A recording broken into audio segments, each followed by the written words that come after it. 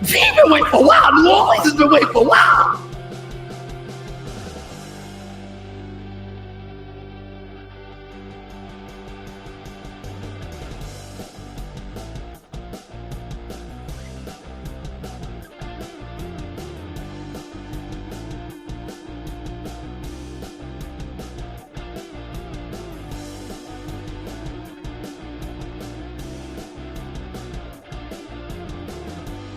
Are you delusional? Do you suffer from a mental illness?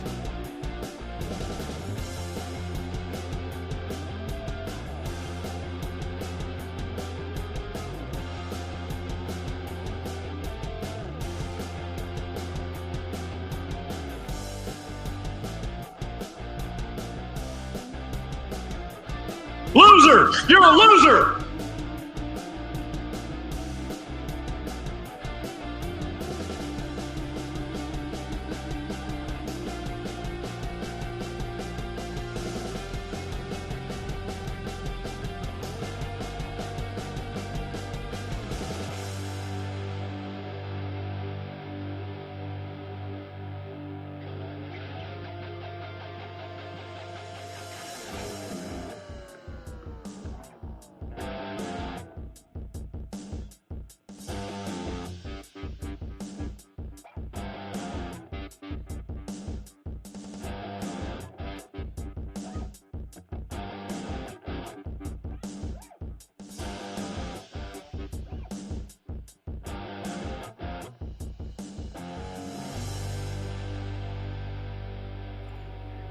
He's been waiting for a while. New Orleans has been waiting for a while. Santa Maria!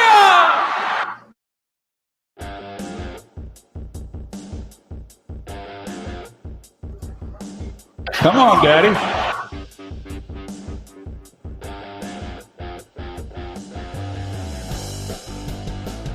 Going to be a wet and likely wild night.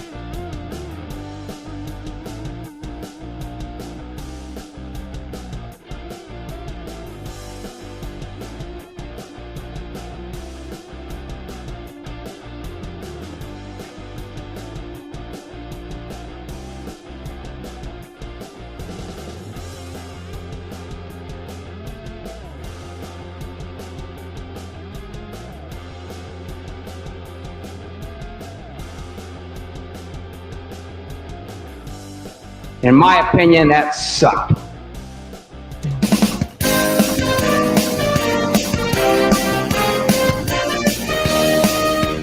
Forward down the field, a charging team that will not yield, and win the blue and silver way. Stand and cheer the brave, rock, rock, rock. Go hard, win the game. With honor you will keep your fame. Down the field and gang, Alliance victory. Go Lions!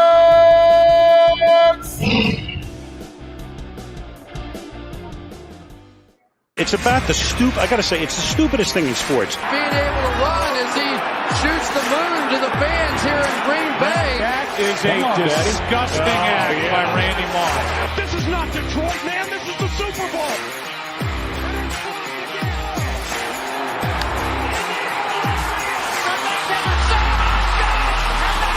Here we go. Stop from the gun to the touchdown. It is caught. Touchdown. This is BS Sports. And welcome in on a beautiful Sunday evening. And look, I usually don't talk about other games going into these shows. I usually try to break down, what we're looking forward to, strengths of the team. Oh, that's kind of funny. That guy has a Stafford jersey, but he taped over Stafford and he taped over that's kind of funny. But anyway, I usually don't, talk about what was happening. And that guy's got a JMO taped over Stafford jersey. That's hilarious. That is hilarious. But anyhow, again, I like to not focus too much on previous games and on, other things that have happened because I'm focused on who we got to face right now.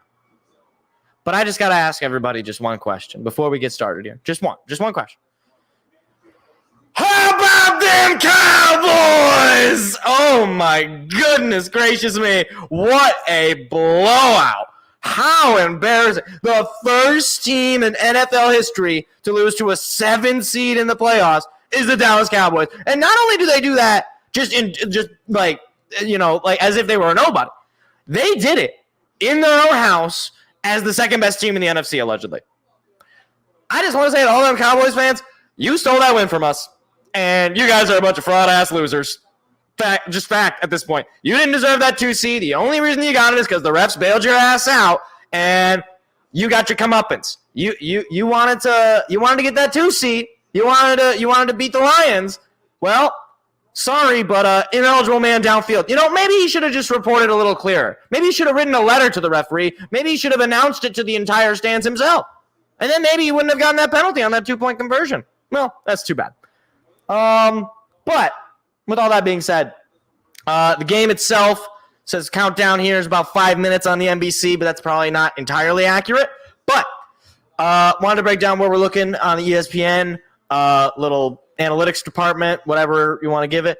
They got us at a 54.1% chance of victory. Rams 45.9% chance of victory. So obviously the analytics favor us according to ESPN. The odds favor us. We're 3-point favorites according to Vegas. And I went in. I think the Lions are the better team overall, top to bottom. I think this team's got a lot going for it offensively, obviously. And oh my gosh, Ahmed has the Lions winning 56-10. What? Is that a real selection? Wait. Ahmed on NBC has the Lions winning 56-10. Meanwhile, Jason's got a 31-27, which I think is more realistic. I think this is going to be a close game. I don't think it's going to be a blowout one way or the other. But I do think this will be a Lions victory. I don't trust this Rams defense in general. They have Aaron Donald and who else? Hold on, let me show you. That's who else. It's Aaron Donald. Which, to be fair, not a bad defensive strategy. Not a bad defensive strategy by any means. But hold on, I need to scroll up. I realized I was not scrolled up there. But on the flip side, Lions defense has obviously struggled against the pass. And Matthew Stafford certainly wants to get revenge from his old team. You know that he wants to spoil the party here in Detroit. It's just natural. It's not anything against the man. He's a competitor, and he's going to want to win.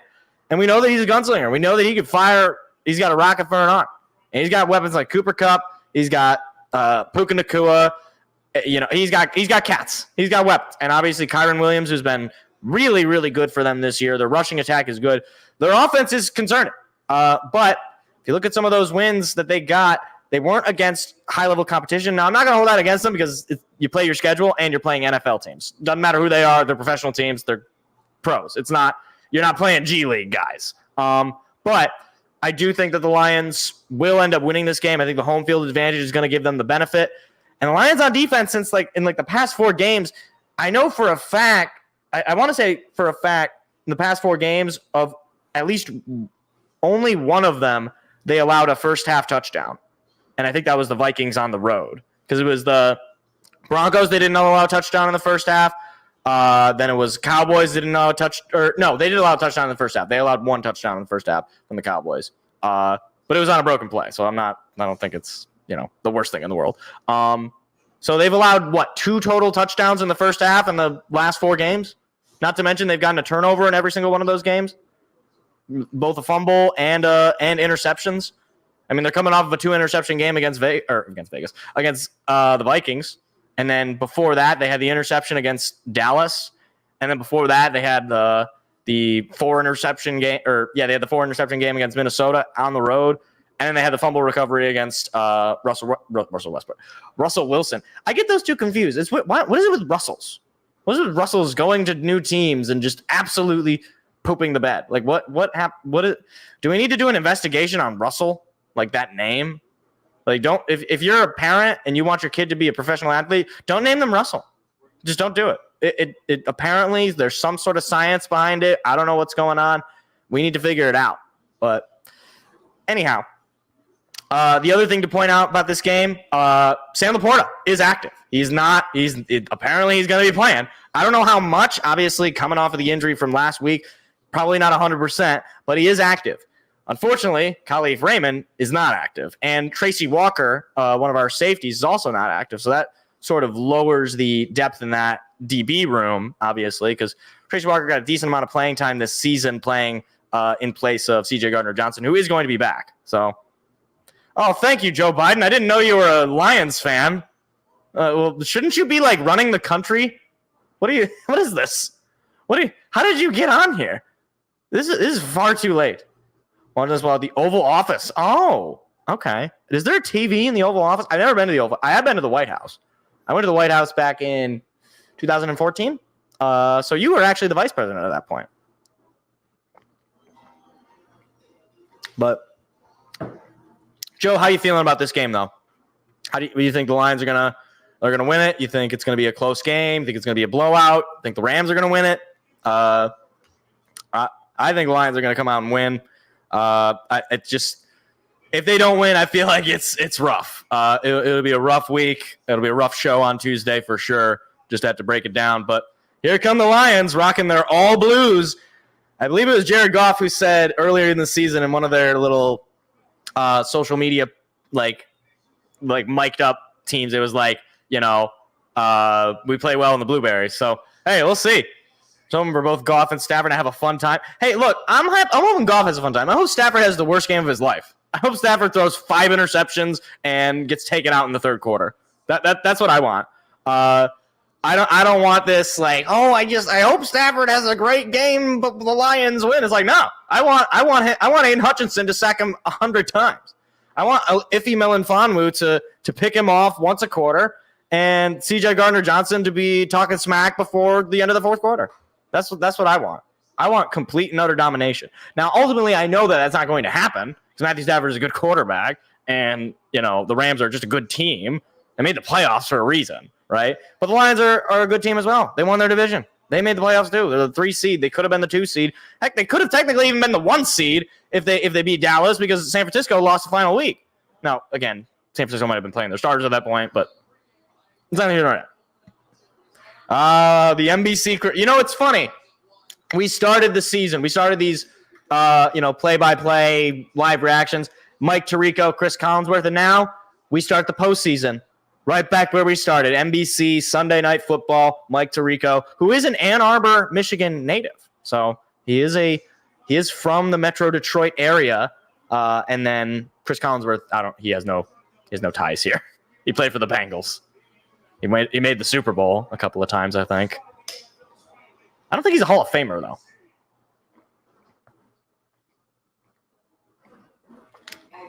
He was, decent.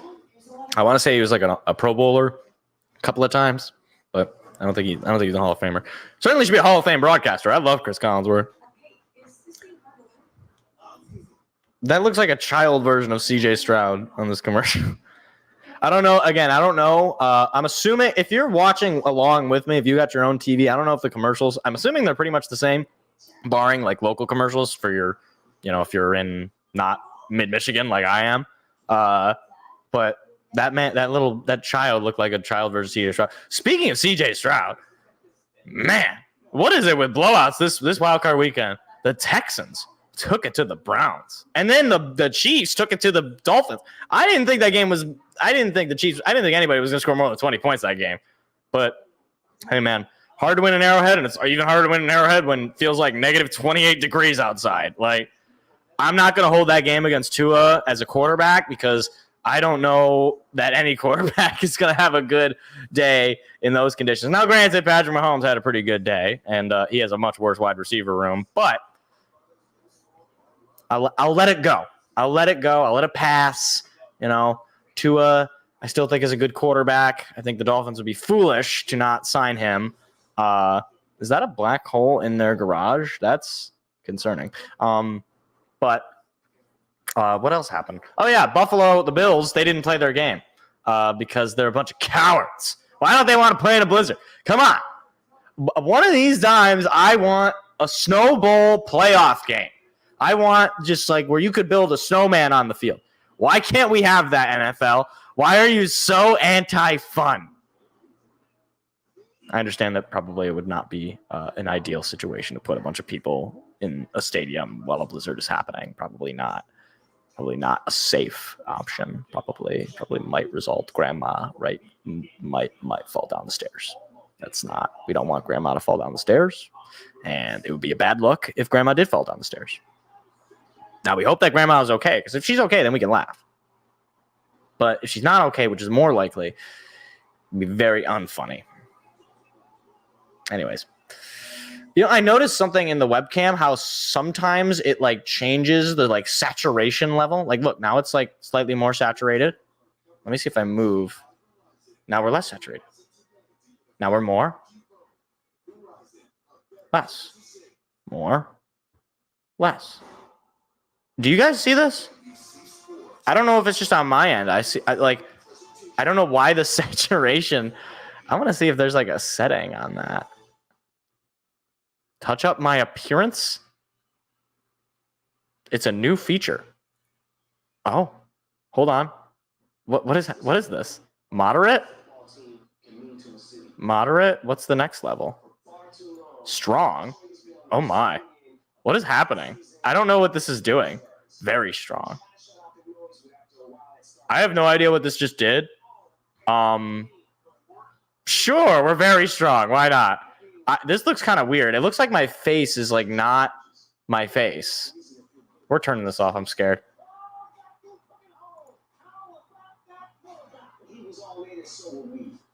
Okay. Anyways. Just looking at the saturation. There's no setting for that. It is what it is. Hi, Eminem.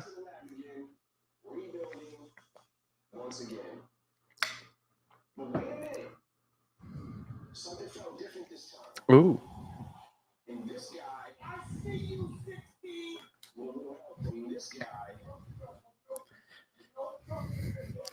Eminem really is the GOAT, though. Like, I mean, let's not mess around with it.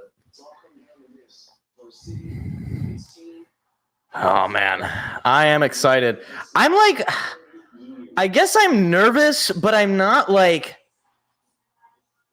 I saw some people, they were getting really nervous. They were shaking. I'm like, I guess I knew that I was going to be broadcasting the game, like live reaction. So I sort of had to, like, I couldn't just be like a nervous wreck completely.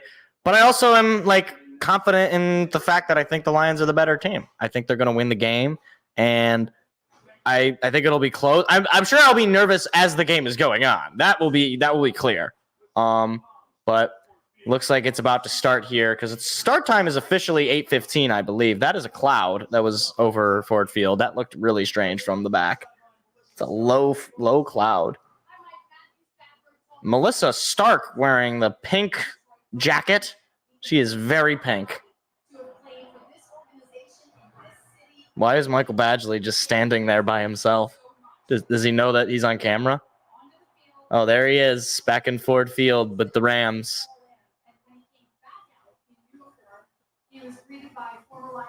Hey, there's Calvin Johnson, one of his favorite weapons back in Detroit, of course. It's cool that Calvin Johnson is here. It's like Calvin Johnson's here. I saw like Big Sean was here. I think I heard Keegan-Michael Key is here. I'm assuming Barry Sanders is here. I think basically every celebrity and former Lions player that had made a big impact is here. I mean, it's insane. We're talking about the Lions are playing the first playoff game in Ford Field ever. And this is history.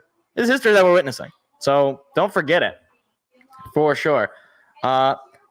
Doesn't look like there's any. Okay, Melissa Stark is she's still speaking, and that's sort of the problem, is that she just does not stop. So Sean McVay on the other side. The last time these teams met was a couple of years ago. The Rams won. It was at LA, and obviously that was the team that ended up going to win the Super Bowl. This is Dan Campbell's first ever playoff game as a head coach of the Lions. He's got a 24-26-1 overall record, and most of that is from that first season. But it looks like the Rams are going to kick it off. It looks like that's what's going on.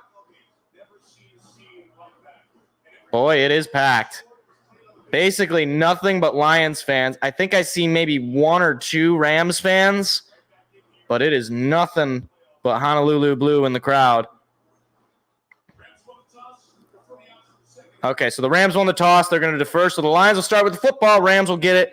Start the third quarter. So here we go. Playoff football. First time in Detroit since 1993. First time in Ford Field. Kickoff is up and away, and we are underway. That ball is going to go all the way to the back of the end zone for a Lions touchback, and in comes Jared Goff. Oh, wait, hold on. I got to hear this.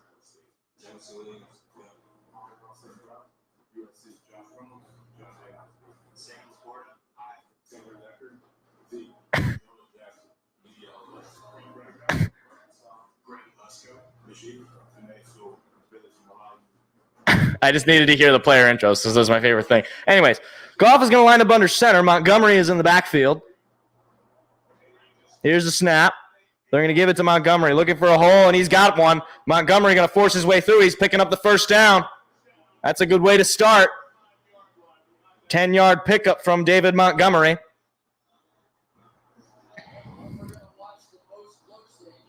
But this running game for the Lions, one of the best in football. Geez, it looked like there might have been a hands to the face call missed against the Rams. Jameson Williams moves in motion to the right side. Here's the snap. Goff looking to pass. Goff looking, throwing. It is caught. Jameson Williams breaks his first tackler. No, he does not quite move further, though. Nearly broke free. He's going to pick up about 5. Nearly broke free there, but was tripped up near the end there. Jameson Williams certainly becoming more of a factor on this offense as of a couple of weeks. Obviously, he was out last week due to injury, but he had the big play against the Cowboys. Here's the snap. Little toss to Montgomery. Montgomery looking for the hole. He's got the first down. Lions offense moving down the field slowly but surely.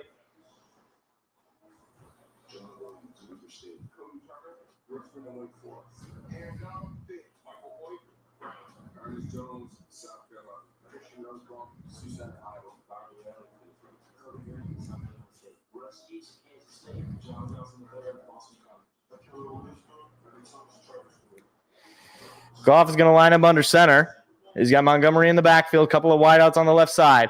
He's going to fake the give to Montgomery. Pass coming. Goff looking, throwing in the middle. It is caught by Josh Reynolds, the former Ram, and he is taken down at about the 30-yard line. What a great catch there by Reynolds. That ball looked like it was a little over his head, but he was able to make a fine grab. And the Lions get into Ram territory in their opening drive. Wow, that's a great throw from Goff through coverage, and an even better catch from Reynolds. Just got the tip of that football and held on. Goff going to go under center again. He's got a couple of men in the backfield now. Here's the snap. He's going to give it to Montgomery. Montgomery looking for the hole. He breaks free. Still on his feet. He's going to be taken down, but he's going to pick up about 7, maybe 8. Second down.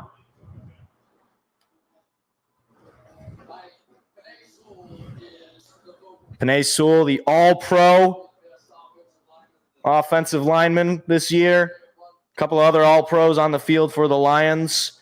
Amon-Ra St. Brown and Frank Ragnow, second-team all-pro, as well as Sam Laporta, second-team all-pro. Goff under center on 2nd and 3. Here's the snap. He's going to pass it behind to St. Brown. St. Brown's going to break the tackle, and he's going to pick up the first down into the red zone. Nice blocking there from 86. I don't even know who that is. It looked like Ferksner? I don't even know who that is. Amon-Ra St. Brown gets his first catch of the day. The all-pro receiver, as mentioned before. First down for Detroit into the red zone. 11.5 to play in the opening quarter. Detroit offense been moving down the field slowly but surely. Goff in the shotgun. He's got Montgomery to his right. St. Brown moves in motion. Pass coming from Goff. Looking, throwing. Got a man open. It's Sam Laporta. Laporta nearly breaks free of the tackle, but he picks up about 7 or 8. Second down. First catch of the night for Sam Laporta, who had the injury scare last week, but he is ready to go tonight, and he makes a fine play.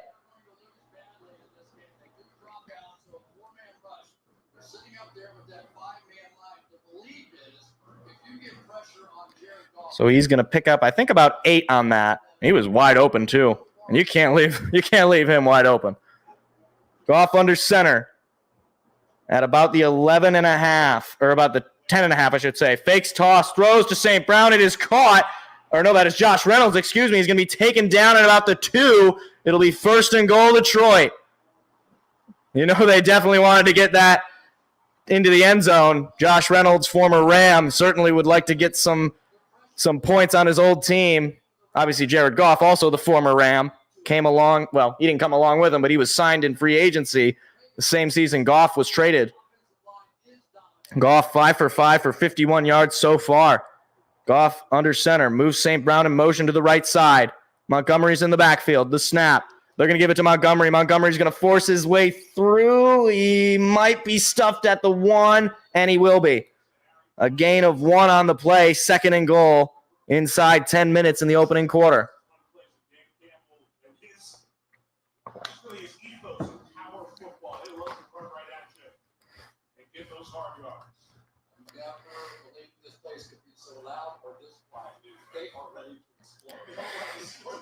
So at about the half, maybe the 1 yard line. Goff under center, Montgomery in the backfield. St. Brown moves to the right side. Here's the snap. Give it to Montgomery. He's going to force his way through. He's in! Touchdown! David Montgomery! Lions take a 6-0 lead. 10 plays for 75 yards, 5.5 minutes off the clock. And that is as perfect of an opening drive as you could ask for. Finishing the job is David Montgomery, who led the team in touchdowns in the regular season. And Aaron Donald was eaten alive by Taylor Decker and Jonah Jackson. And that's a tough duo to try to stop. Here comes the extra point attempt. Kick away, and it's good. Michael Badgley nails it. It is 7-0 Detroit, 9:30 to go. Get the fight song going. First fight song of postseason, boys. Forward down the field, a charging team that will not yield. And win the blue and silver ray. Stand and cheer the brave. Rah, rah, rah. Go hard, win the game. With honor you will eat your fame. Down the field in game. A Lions victory. Go Lions! It's not as good of an opening drive as I could ask for. Getting a lot of different receivers involved. J-Mo had the catch. Josh Reynolds had a couple of catches. St. Brown was active. Laporta. And then obviously Montgomery running the ball. Jahmyr Gibbs didn't even see a snap. So, hey, you didn't need him. David Montgomery was just eating them. So, all right, now defense got to come in here. You got to shut it down. You got to show them whose house they're in, and you know it's going to be loud as ever. And I was saying a few of these games in the regular season how loud it was. I remember the Carolina Panthers game; it was loud. I want to say I probably was pretty loud. Well, I went to the Vegas game. That was the loudest game I've ever been to. Like the loudest event I've ever been to. It was to the point where I had a headache the next day because my ears were just ringing the entire time. My voice was gone for the entire rest of that week. It didn't help that I also was already recovering from an illness, so my voice was already weak. But yeah, I remember I think Alex Anzalone had said that he wanted the crowd to get loud as soon as they go into the huddle. Which I'm fully in support of, right? If it's hard to communicate in the huddle, you got to imagine it's got to be even harder to communicate outside of the huddle. So, and I know that the Detroit faithful, it's a sold-out crowd, and it's that stadium gets so loud because it's indoor, obviously, so the noise isn't escaping outside, and that place is going to be rocking. I think the moment Stafford steps onto the field, it's going to be like a monster truck rally. There's the pictures of the division win in Minnesota. Those are, I don't know if I really like the shirts, like the It's a Lock. They just look a little like auto-generated. I know like every other division was basically the same way. There's Martha Ford, but Sheila Ford is the one who really does the business. So She's technically the owner, Martha, but Sheila practically is the owner. Here we go. First kickoff of the night for Jack Fox. And there it goes. 9.5 to play in the opening quarter. Rams fair catch it in the end zone. It'll be a touchback. Let's see the player intros here. Oh, boos raining down for Matt Stafford. And it is loud already. Oh, that man was doing the finger. That man was flipping him the bird. I don't know if they meant to put that in the I don't know if they meant to put that on the broadcast. Whoops. Stafford under center. Moves Nakua in motion. They're going to hand it to Kyron Williams. Kyron is going to pick up about 5. Taken down at about the 30. Are they not going to do the offense? Are they not going to do the player intros for the offense and defense here? Maybe they'll do it the next play.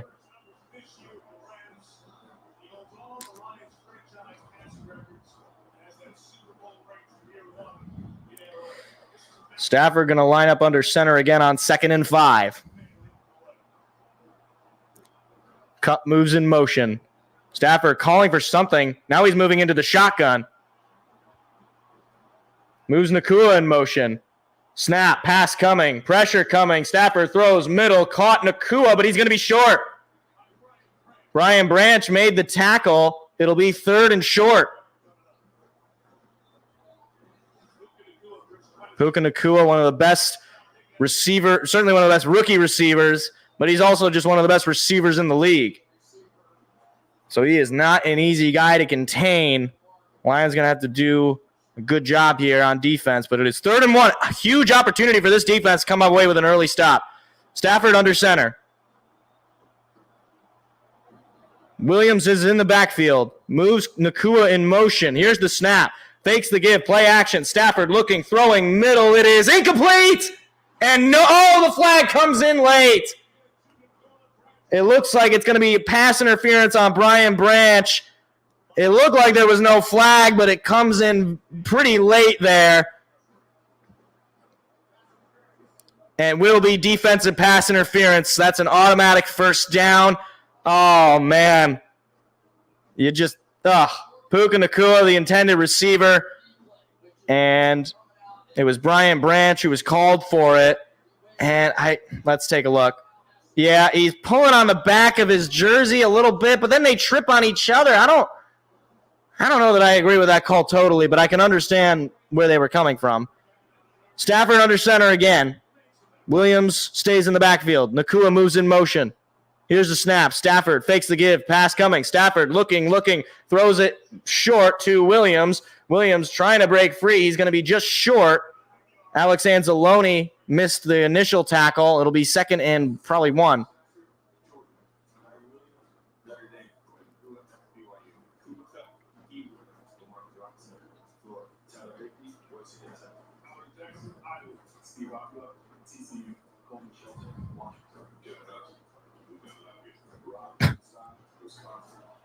All right.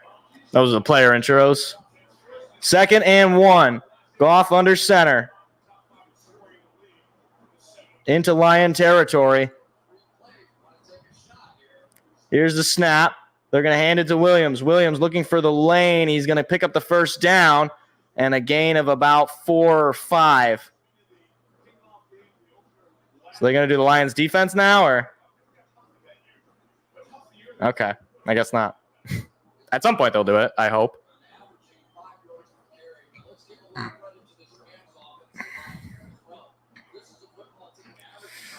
Inside 7 minutes of the opening quarter, Rams moving down the field, nearly went 3 and out to start, but a pass interference call kept their drive alive, and now they're into Lion territory. Stafford under center. Moves Cup in motion to the... Nope, now he moves back. Or that's not Cup, excuse me. Pressure coming. Stafford got to get rid of it quickly. It is caught by Higbee. Or no, that is Allen. Excuse me. He's going to pick up about 5 or 6. It'll be 2nd down. Pressure was coming immediately on Stafford. That was Cam Sutton on the blitz, and he sidearmed that throw. No look. It's a fine throw and a fine catch. You certainly don't want Cameron Sutton coming at you at high speed. 2nd and 4. 6-yard pickup on the pass. Stafford takes the snap, fakes the give, pass coming. Now he throws in the back, and that is Nakua, who gets a block, breaks a tackle, and picks up big yardage there. It'll be first down. Rams certainly moving down the field with ease. Lions defense unable to bring the pressure. That was a play where they certainly could have gotten the TFL, but a good block there on the right side to Kirby Joseph. And he's just hard to take down. Brian Branch, or I believe that was Derek Barnes actually, missed the tackle. So 1st and 10, Rams into the red zone for the first time tonight. Stafford has yet to throw an incompletion. He's 4 for 4 for 40 yards. 5 seconds on the play clock, though. 3, 2, gets the snap. Hand off to Williams. Williams going to pick up just maybe 4. And a little bit of extracurriculars happening. No flags thrown, though. 2nd down. Or no, a flag does come in. We'll see what it is. Looked like there was some. And they're going to call the Lions on a personal foul. That is Kirby Joseph. It's an automatic first down. So a couple of flags here on defense that extend Rams drives unnecessarily. Let's see.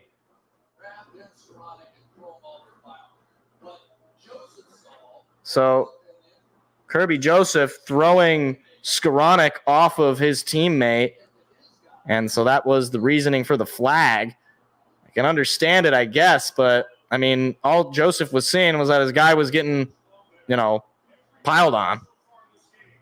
Stafford in the shotgun. 1st and goal. Here's the snap. Pass coming. Stafford looking, throwing. Got a man. Incomplete. Cooper Kupp was the intended receiver. He was pretty open, but he just overthrew him. Ife Milinfonwu was in coverage there.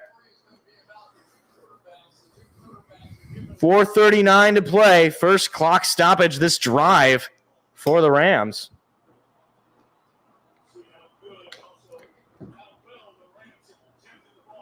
Rams very good in the red zone this season. Trying to answer a Lions opening drive touchdown with an opening drive touchdown of their own. Stafford with Williams behind him. Moves Kupp in motion. Snap, pass coming. Stafford, time, throwing. It is incomplete. Overthrew his man. Alex Anzalone was in coverage there. It'll be 3rd and goal. Stafford nearly sacked there as well. Certainly the last thing the Rams would want to get. Aiden Hutchinson bringing the pressure.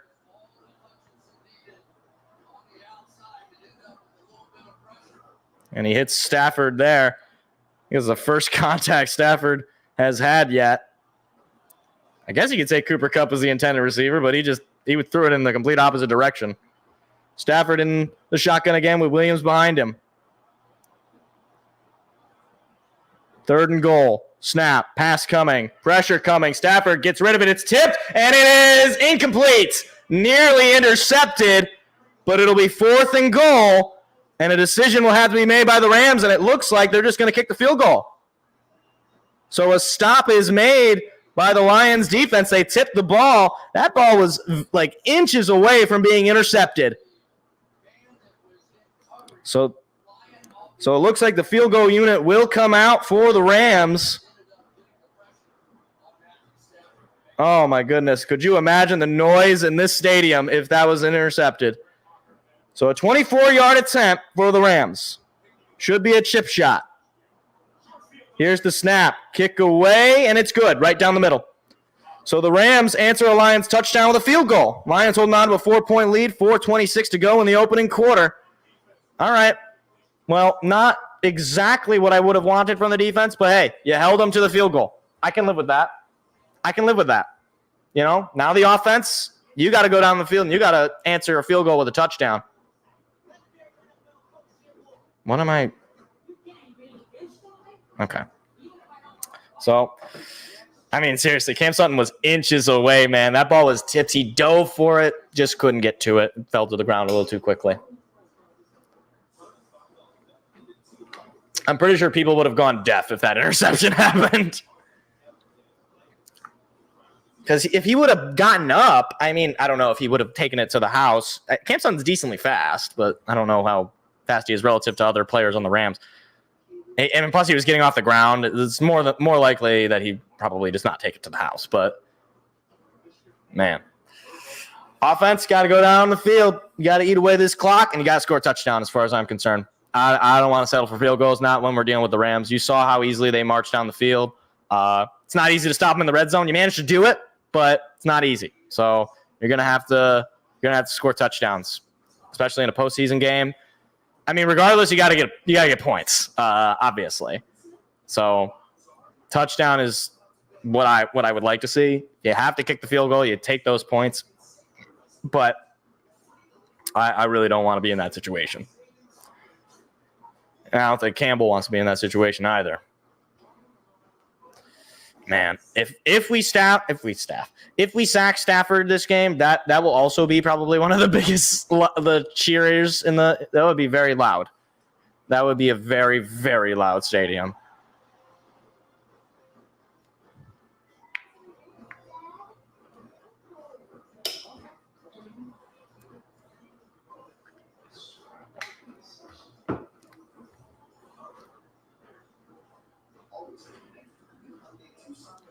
I love this Hyundai commercial because it's like a vague team in like a nondescript football stadium. Oh my gosh. So now we're sitting at 63.6% win probability on ESPN. I don't really think that means much of anything.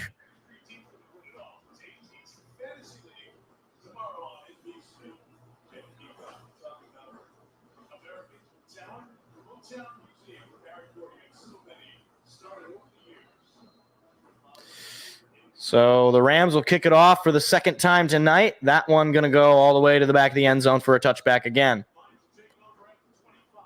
Lions playoff woes. Here we go. Let's take a look here. One playoff win in the last 65 seasons. The 91 divisional round against Dallas. That is so bad. 9 straight playoff losses, longest streak in NFL history. That's also very not great. And then last playoff win in 1992. Dan Campbell was 15. That's not great. Not great, Bob. Jared Goff under center. Jahmyr Gibbs in the game for the first time. They're going to fake the give to Gibbs. Pass coming. Goff going to throw it to Gibbs behind the sticks. Gibbs breaks the first tackle. He's going to pick up just a couple of yards, though. Little pass in the flat there to Jahmyr Gibbs. Picks up 3 yards.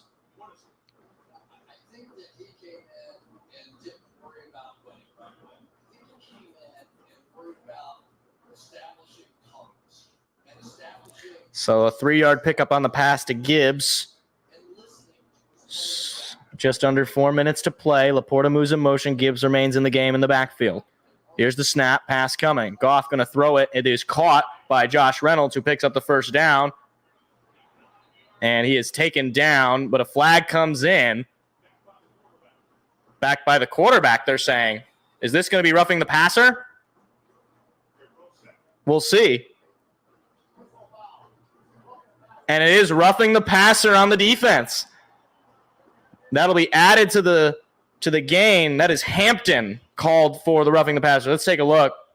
Oh yeah, you're slamming him down. Like that's going to get called every time. So 1st and 10 for the Lions after the pickup from Josh Reynolds as well as the penalty puts the Lions just into Ram territory, I believe. Should put him just into Ram territory. Yep, just a little into Ram territory. Goff under center. Gibbs remains in the game in the backfield. Here's the snap. Play action. Gibbs going to take the catch. He breaks free of the first tackle, and he breaks free of another. He picks up the first down. Jahmyr Gibbs getting used in the passing game early. So another first down for the Lions offense that is just cruising down the field. And Aaron Donald was mere inches from Jared Goff. And Obviously, Jared Goff, very familiar with Aaron Donald, former teammate of his. So 1st and 10 for Detroit into Ram territory. Gibbs in the backfield. Laporta moving in motion. Here's the snap. Toss to Gibbs. Gibbs looking for the hole. Gibbs nearly finding it. He takes a big hit. A flag comes in. This play stands. It'll be just a 3-yard pickup for Detroit, but I think it's coming back. And it will be offensive holding.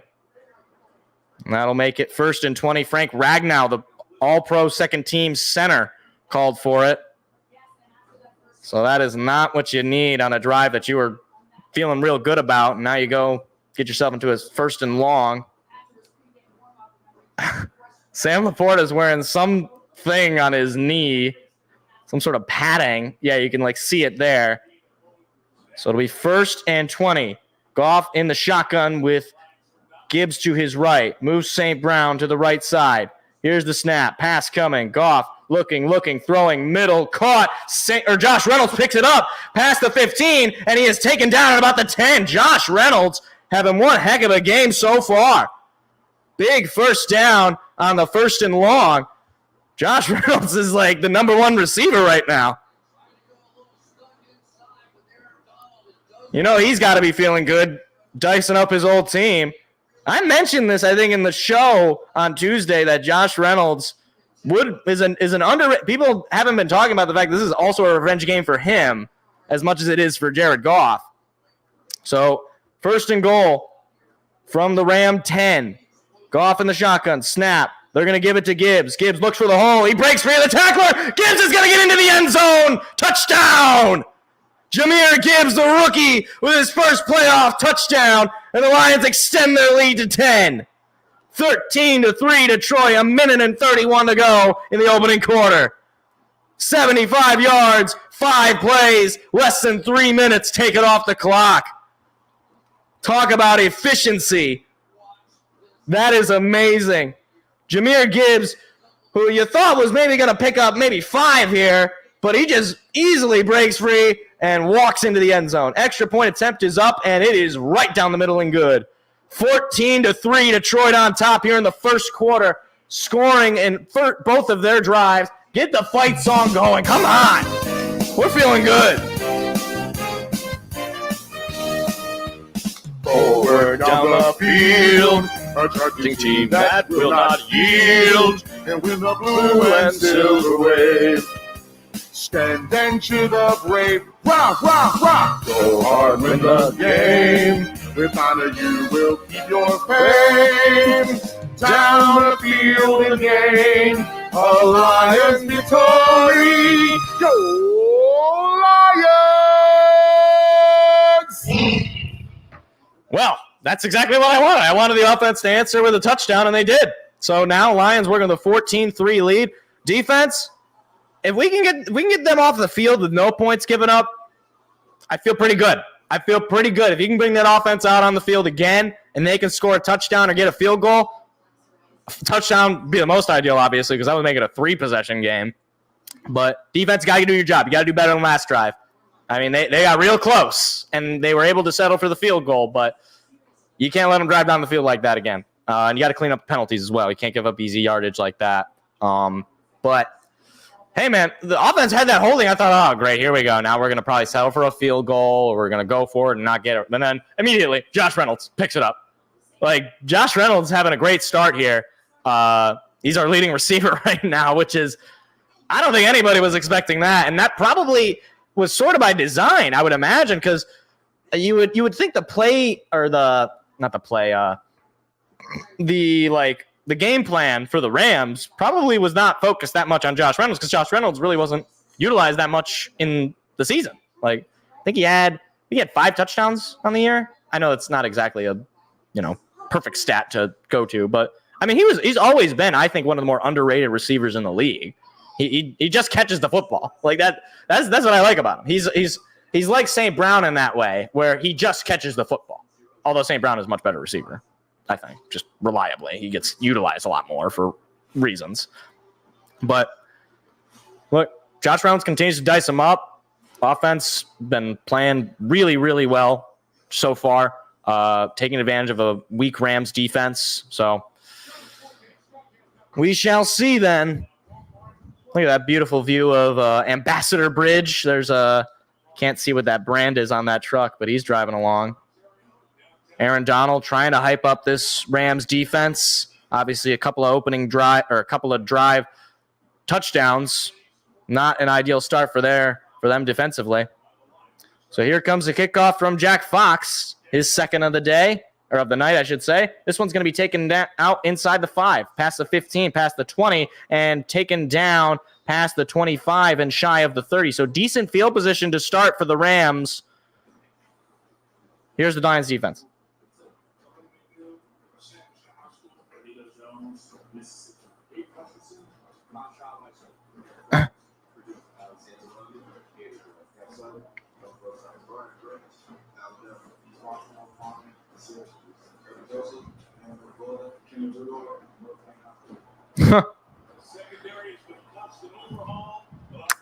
So 1st and 10 for the Rams from their own 28. Cup moves in motion. Stafford, pass coming. Stafford trips and he falls over. He's going to be sacked by Aiden Hutchinson. Stafford trips and Aiden Hutchinson takes advantage. Oh, man. You just hate to see it.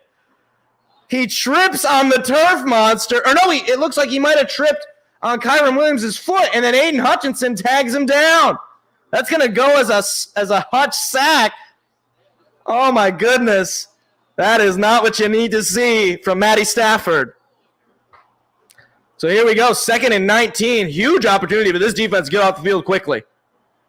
The snap. They're going to hand it to Williams. Williams looking for a lane. He's going to pick up maybe 4. It'll be 3rd and long. So big opportunity for this defense in the final seconds of the opening quarter. They will have to run one more play. Huge opportunity for the defense. 11.5 sacks on the season for Aiden Hutchinson, his first sack of the postseason. 3rd and 16. 3-yard pickup on that Kyron Williams run. Stafford in the shotgun. He's got Williams to his right. 5 seconds. They got to snap the ball. Now Williams under center. And no, he's going to snap it to Stafford. Stafford going to take a shot. It is caught for the first down. Robinson makes the catch, and that'll end the first quarter. Talk about a bad way to end the quarter, but Lions up 14-3. The Rams just convert on a big 3rd and long. Man, oh man, you got to get the stop on these 3rd and longs, guys. And you set yourself up for success in that, right? You put the offense in a tough spot and give up plays like that. It's just can't do it. I got confused though. I think the defense got a little confused too because it looked like Kyron Williams was lining up under center, but then he wasn't, and then there was a direct snap to Stafford, and we saw what happened from there. But up 11 after 1. It's a pretty good start, but job not finished, obviously. Still got 3 quarters to play. I am looking at a notification here that says, rival execs believe Dallas will, quote, go after Belichick to replace McCarthy. I mean, like, what? That doesn't even really constitute news to me because it's like a different exec thinks that they're going to do that. It's like, yeah, I mean, I think they could do that, but like, what is that? It's not like a source, right? It's like, hey, we ask the GM of the Commanders, what do you think the Cowboys are going to do? I don't know. Maybe they'll go after Belichick. News story, Adam Schefter, Chef Bomb. Like, that's not news. That's just other people having opinions about what Dallas should do. Now, I think if I was Dallas and I was a Dallas fan, I would want Mike McCarthy fired. I mean, that to lose to a 7 seed in your own house, unacceptable. Unacceptable. Already on top of all the playoff woes that he's had, like, you can't do it. You just can't do it. But I don't know. Maybe Jerry Jones really believes in him. I don't think he does, though.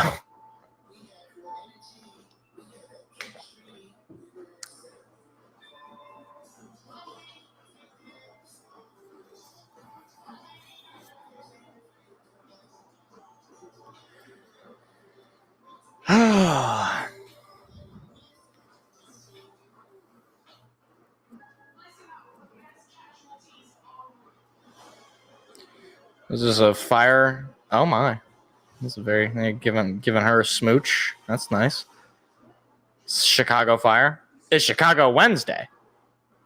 Oh. Is that like actually the show or? Okay, whatever. All right, start of the second quarter. Rams will get the ball in the third quarter. Lions up 14-3, but Rams pick up a big third down.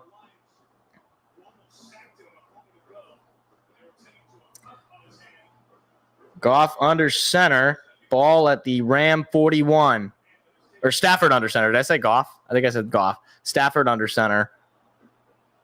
Williams in the backfield. Here's the snap. They're going to give it to Williams. Williams looking for somewhere to go. He's going to be taken down for a loss. Maybe they'll give him the line of scrimmage. Jack Campbell and I believe Aiden Hutchinson got to him as well.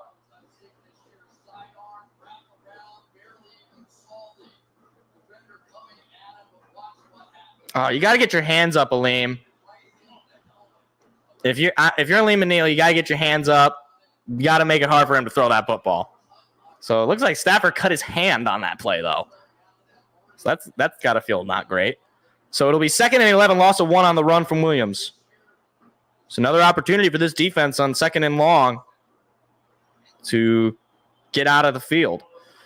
Stafford throwing. It is caught. Puka Nacua just short of the sticks. It'll be 3rd and 1. I was like, who caught that ball? Another opportunity here for the defense. 3rd down. Now, much harder. 3rd and 1.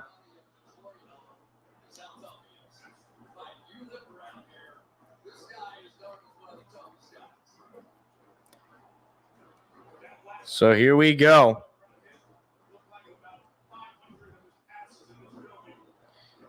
Goff 6 for 9 so far, 69 yards, which is kind of funny.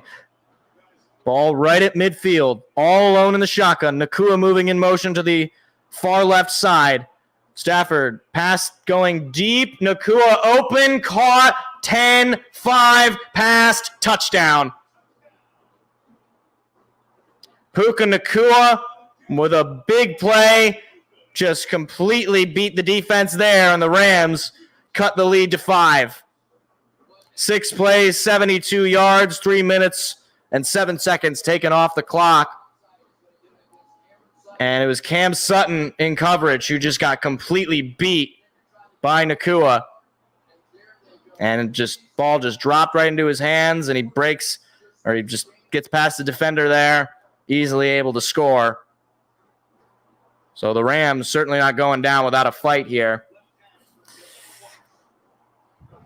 Here's the snap. Extra point is up, and it is good. A little bit of a low snap there, but he's able to get it through. So 14-10, Detroit on top.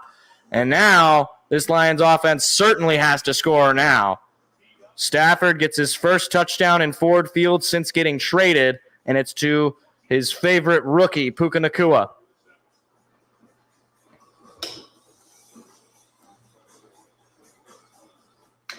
Well, that was not what I wanted to see from the defense. I mean, again, though, you had him in a 3rd and 16. You've got to get those stops, man. You just got to do it. You had a chance to get off the field, give the offense the ball up 14-3, and to have that drive end a touchdown is just not what you want to see at all. I mean, obviously, you don't want a touchdown anyway, but the way that drive went, you don't want it to go that way.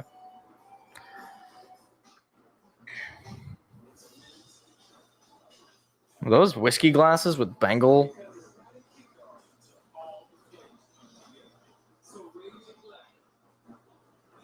Oh, it's Crown Royal. Okay.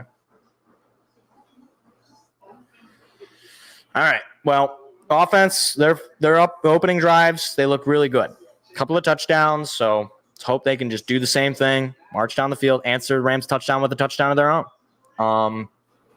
I mean, it's not easy to get three touchdown drives in a row, obviously, but this offense is locked and loaded so far. So let's hope they can do it. The Rams defense has struggled, obviously.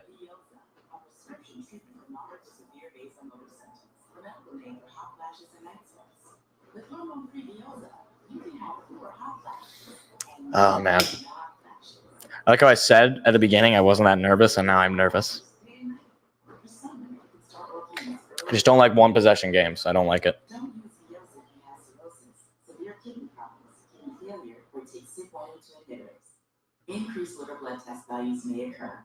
Your doctor will check them before entering treatment. Most common side effects include stomach pain, diarrhea, difficulty sleeping, back pain, and hot flashes. Ask your doctor about hormone-free Yosin and enjoy more hot flashes. All right, we're back. It's funny, these two players, Stafford and Goff, both number 1 overall picks, but for the opposite team. Obviously, number 1 overall pick for the Lions, Matthew Stafford. Number 1 overall pick for the Rams, Jared Goff. And Stafford played much longer for the Lions than Goff did for the Rams. And Goff and the offense will get the ball back here as the Rams kick it off for the 3rd time. And that one's going all the way through the uprights for a touchback. Huh.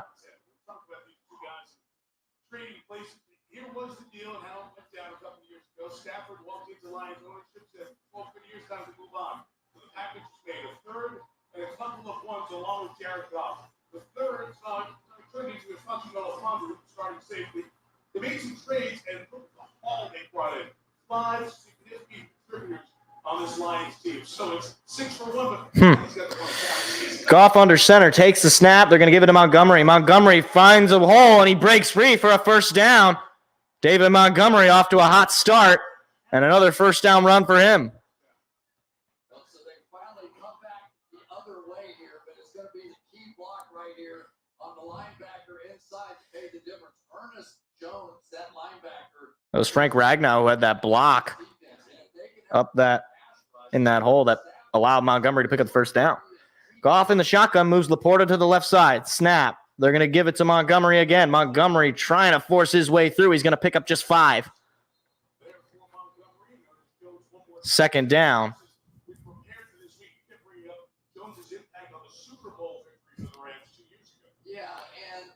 Lions heavily utilizing this run game. Both Jahmyr Gibbs and David Montgomery picking up big plays.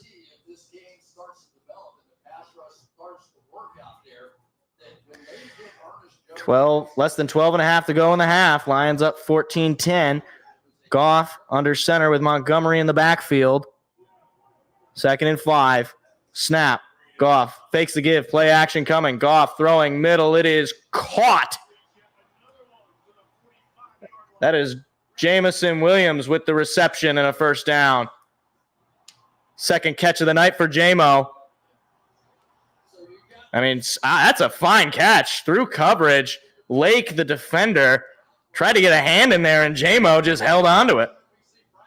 So Lions into Ram territory again. Goff in the shotgun. All alone. Takes the snap, pass coming. Goff, pressure coming, throws, incomplete. First incompletion of the night for Goff. Target was Amon-Ra St. Brown. Pressure was coming quickly there, and he had to get rid of it. Clock stops with 11:38 to go.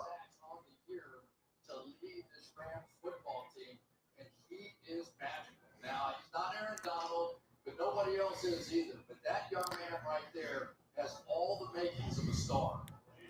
Goff in the shotgun again. He's got Montgomery to his left. Moving Laporta to the right side. Here's the snap, pass coming. Goff looking, throwing, middle, caught. Amon-Ra St. Brown. Or is that David? That might be. Oh, no, that's Josh Reynolds. So it'll pick up 5 yards. So 3rd down. Surprised that wasn't a. Oh, that might. Lions might have a little bit of a gripe. There might have been unnecessary roughness there. Shoulder pad to the helmet of Josh Reynolds. So no flag thrown, but 3rd and 5. Goff in the shotgun, Montgomery to his right. Snap, pass coming. Goff looking, throwing. It is caught. Amon-Ra St. Brown breaks a tackle, then breaks free of another defender, and he is taken down just shy of the 25. So good on 3rd down is Amon-Ra St. Brown. Breaking free of a couple of defenders, picking some yards after the catch. I mean, Witherspoon was all over him, and Amon-Ra St. Brown just wouldn't go down. He is just so good. So good. Here's the pass coming from Goff. They're going to throw it to Gibbs, who's able to pick it up. Breaks free of his first defender. Breaks free of another. Still on his feet and taken down at about the 10 or 11. Jahmyr Gibbs caught the pass in stride. Just sort of heaved it in, and then breaking free of a couple defenders picks up the first down. Little screen to Gibbs. I can't believe he made 2 men miss. That is unbelievable. What a fine play from the rookie. So it'll be at about the 10.5, and it looks like there's encroachment. Aaron Donald jumped. It'll be a 5-yard penalty on the Rams. I would think. And it is a neutral zone infraction on the defense. 1st and 5. Aaron Donald, a rare pre-snap penalty. He's usually really disciplined. He's not the kind of guy that you think would jump, but he gives up free 5 yards for the Lions in this 3rd drive where they are entering the red zone. 1st and 4. Goff under center. I mean, practically the first down marker is the end zone. Montgomery's in the backfield. Here's the snap. They're going to give it to Montgomery. Looking for the block. He's going to be stuffed to the line. Williams made the tackle. He might have potentially lost a little bit. I'm not sure where they'll spot him. So it'll be 2nd down.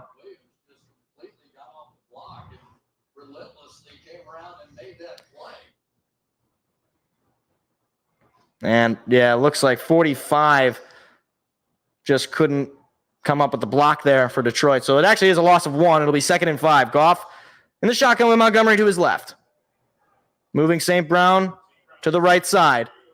Here's the snap. Give it to Montgomery. Montgomery looking for the hole. He's going to pick up just a few. It'll be 3rd down.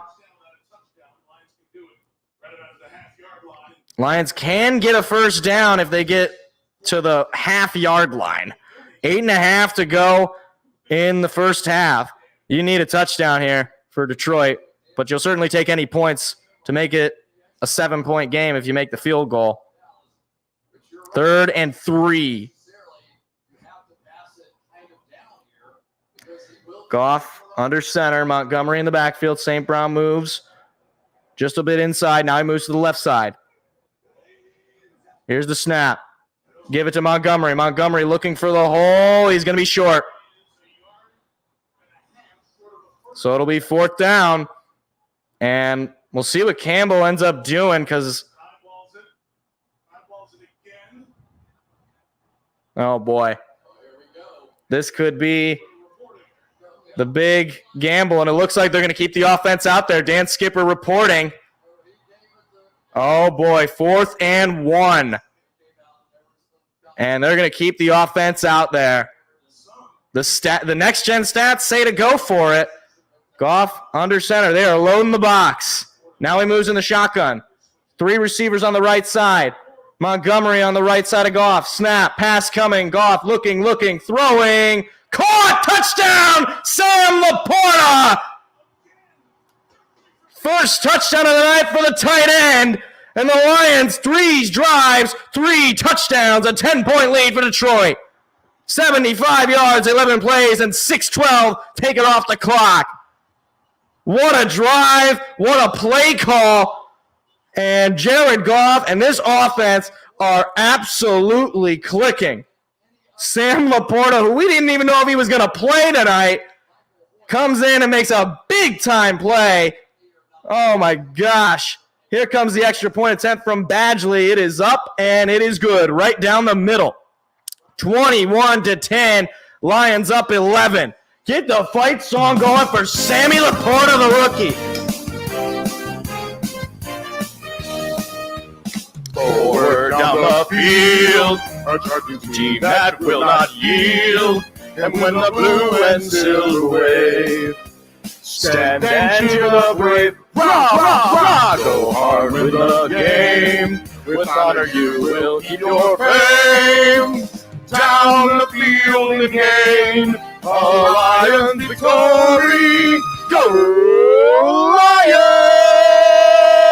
Lions! All right. That's exactly what I wanted. It's exactly what I wanted. Answer their touchdown with a touchdown of your own. Now the defense.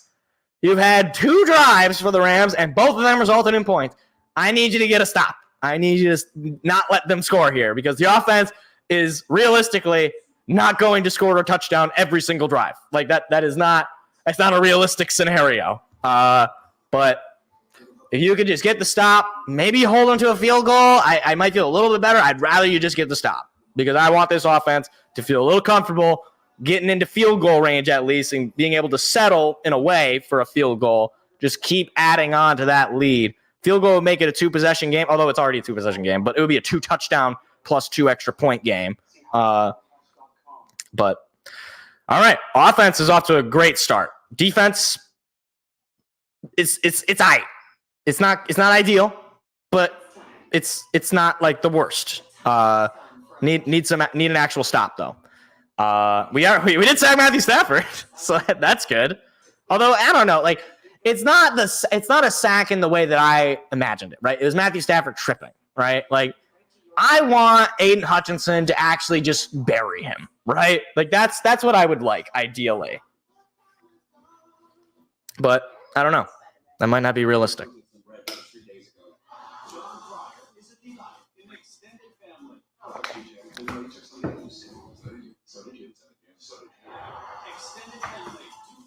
Extended family? I don't. Who watches these shows? Oh my! Is that America's Got Talent? Why is that lady trying to tackle Howie? Poor Howie. That's a really nice view of the city. It's a really nice view of the city. They always do a good job on any of these broadcasts anytime it's like prime time. They do a good job showing off the city. Jack Fox out to kick it off for the 3rd time. And there it goes. 7:12 to go in the half. The Rams will get the football to start the 3rd quarter, of course. So, like I've said before, if the opponent is going to start with the football, I would like to be up by 2 possessions. Right now, you're sitting with that. But I'd like a little bit more. Jeez, that's a gnarly cut. Oh, my. Right in his, this area of his hand. Oh, jeez. Well, that is not ideal. All right, well, Stafford stays in the game despite the cut. In the shotgun, Kyron Williams behind him. Here's the snap. Pass coming. Stafford looking, throwing. It is caught. Nakua again, breaking free, still on his feet, and finally brought down. My goodness. He just does not go down. Big 1st down pickup. Number 2 on the defense made the tackle, but goodness gracious, this kid does not go down. There was 4 defenders all over him. That's Chauncey Gardner-Johnson who brought him down. So now ball at the 45.5 of LA. Stafford calling for something, moving into the shotgun. 5 seconds. Snap. Pass coming again. Stafford looking, plenty of time, throwing. It is over the head, incomplete. Flag comes in, though. C.J. Gardner-Johnson was in coverage. Tyler Higbee, the intended receiver. And I think this is going to be against Detroit.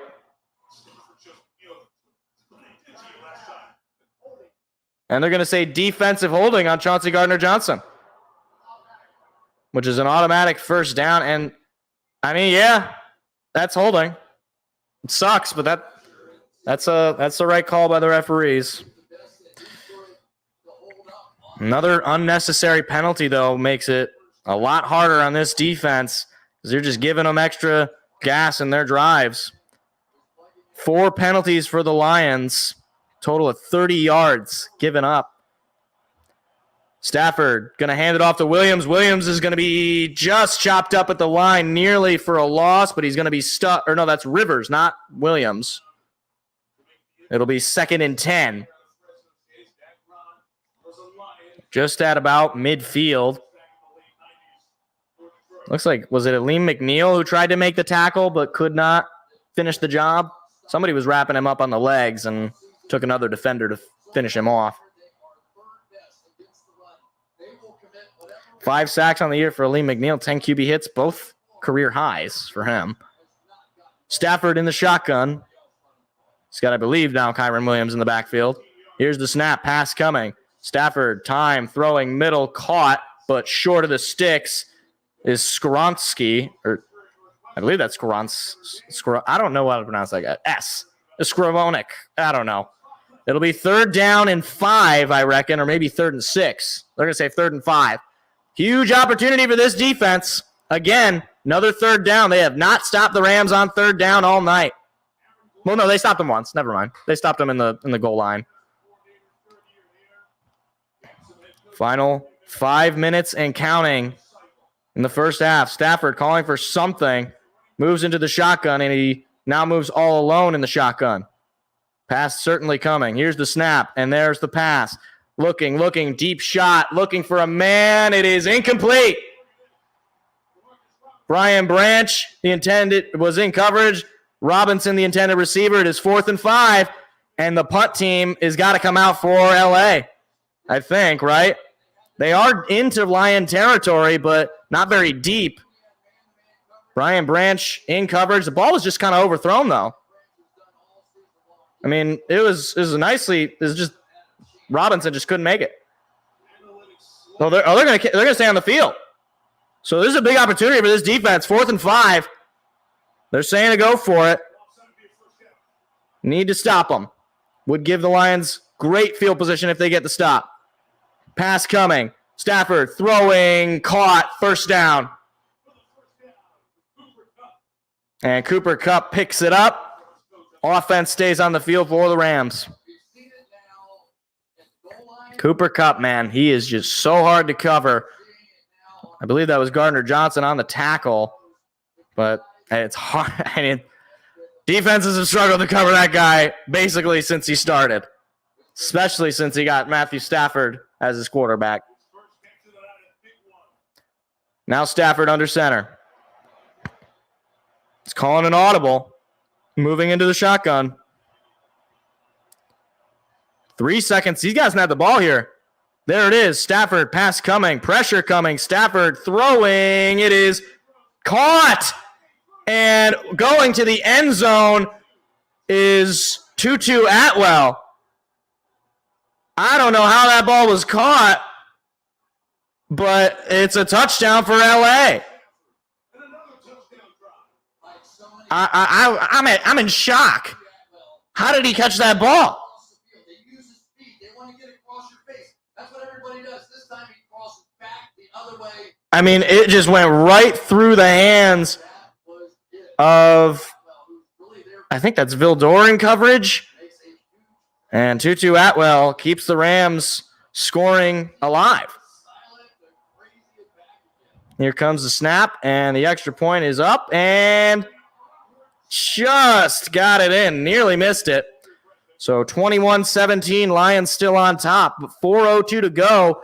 Lions going to need to get another score here. Goodness gracious, man. This defense is not playing well. I mean, 3 drives, all resulting in scores, 2 of them touchdowns.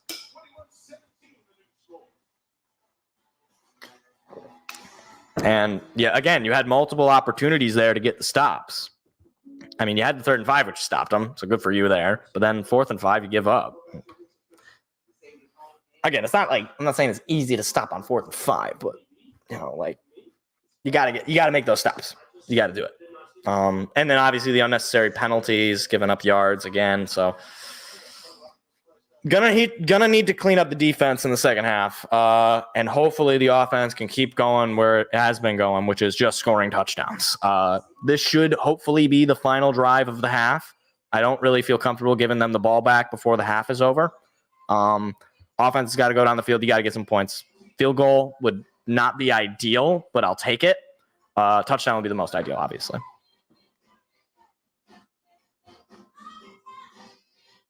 Dak, I suck tonight.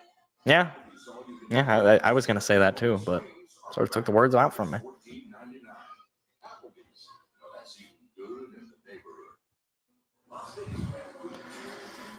Oh my gosh.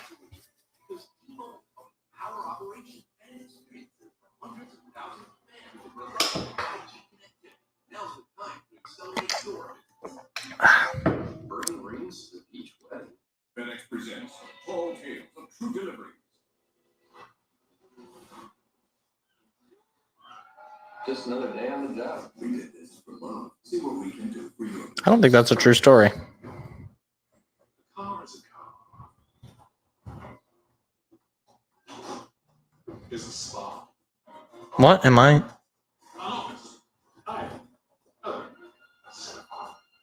This guy is very British.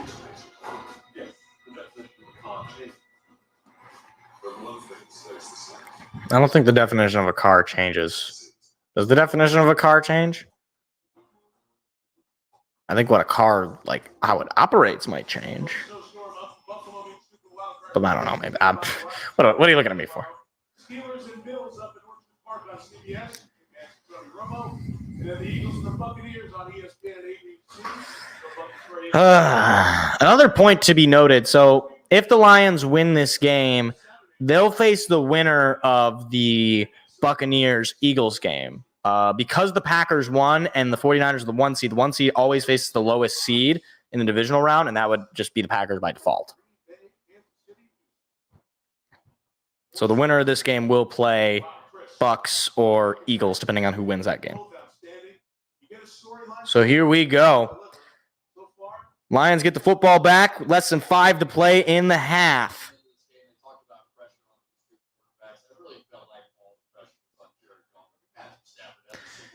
First and 10, Goff under center. Gibbs in the backfield. They're going to give it to Gibbs. Gibbs looking for a block. He breaks free of his first defender. He's going to pick up the first down and then some as he is pushed out of bounds. 11-yard pickup from Jahmyr Gibbs for the first down.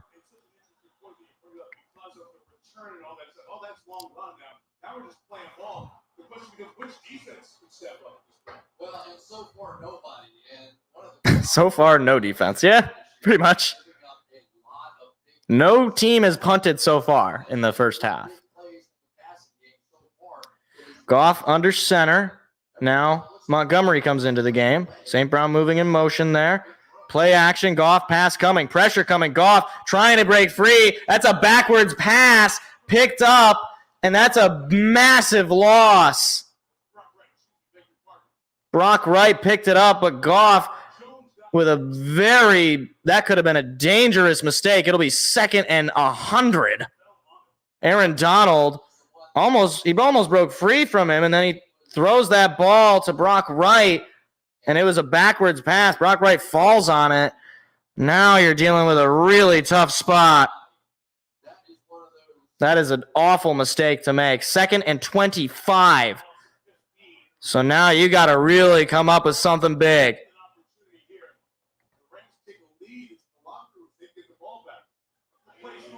Here's the snap. Goff pass coming. Goff going to screen it to Gibbs. Gibbs looking for a block. Gibbs stays on his feet. He's going to get all the way to the 30, pick up maybe 10, but it's still going to be 3rd and long.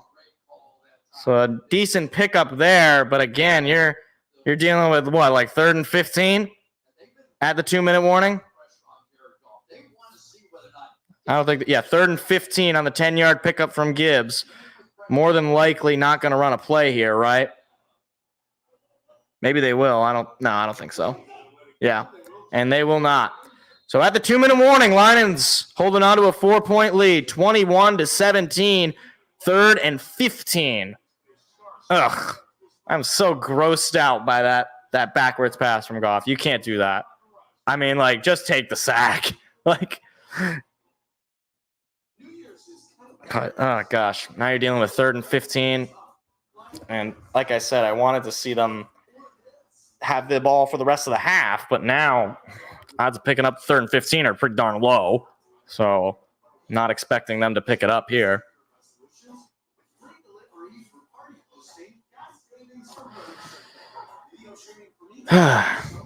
Is that a Walmart thing in the background? Oh, it was a Walmart commercial.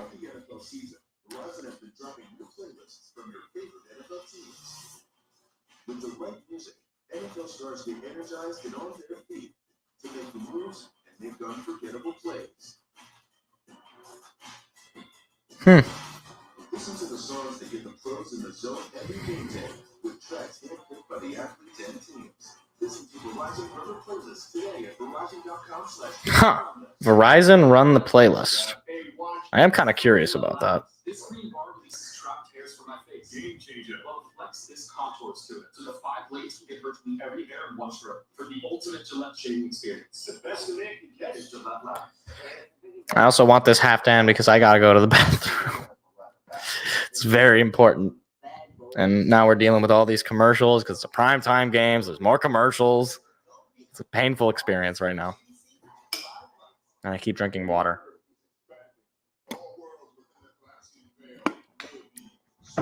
This difficulty demands specialists and ease specialists.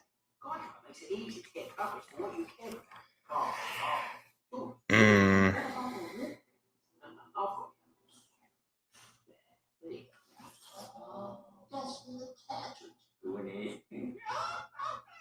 From cars to renters to jewelry, it's easy to guide them. Calls to stores for 90. Times are changing.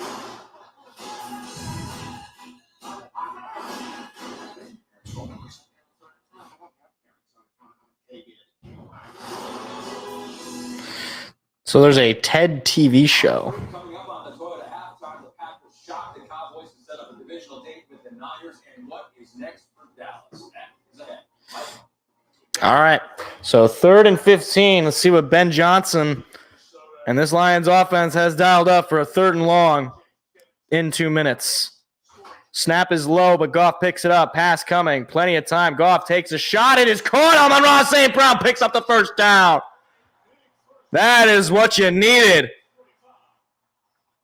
And he runs out of bounds to stop the clock. Minute 54, and that is quite the pickup.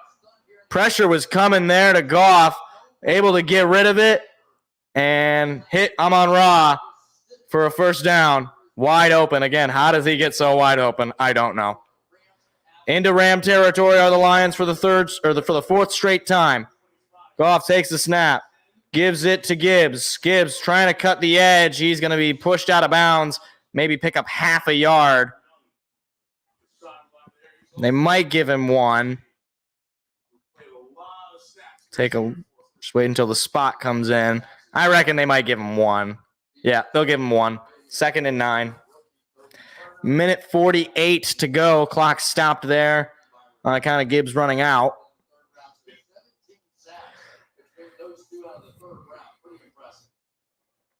Goff in the shotgun. Gibbs to his left. Laporta moves in motion to the left side. Here's the snap. They're going to give it to Gibbs. Gibbs looking for the hole, trying to break free. He's going to be short of the sticks. Pick up maybe 4 or 5. 3rd down again. Final minute and a half of the half. Counting down here.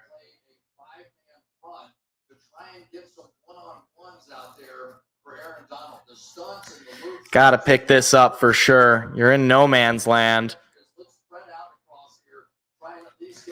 Probably too far to try to kick it with Badgley. Goff takes the snap. Pass coming. Goff looking, throwing, bobbled, and it is incomplete.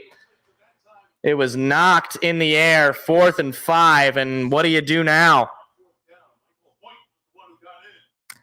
In 4th and 5 in Ram territory, but just barely in it. I don't know that you can really punt it, but it's also not exactly field goal range.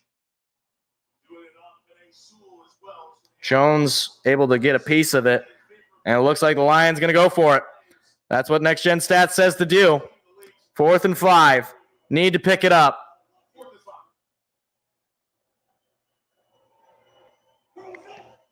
Oh, it looks like they jumped. They got the jump. Oh, no, they're going to say false start? They're going to call false start on Detroit. Oh, Golly, Taylor Decker. Well, there was a flinch initially that was not, Where's the flinch?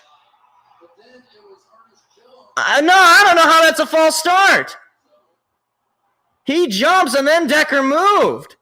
It sure looks to me, Chris, that the defense jumped before. I can't believe that. That's a terrible call. Jack Fox will be out there to punt. Lions just got hosed there. Movement did not get into the neutral zone, but the offensive line definitely reacted to the second. No question. Well, Jack Fox out to punt it for the first time. Rams will get the ball back with 1:06. Punt is up and away, and it's going to be fair caught at about the 10. So as deep as they have been, 59 seconds to go. A flag comes in. We'll see what the flag is.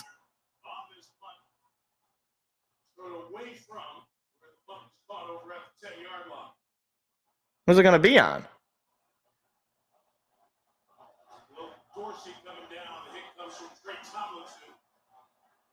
I don't know what I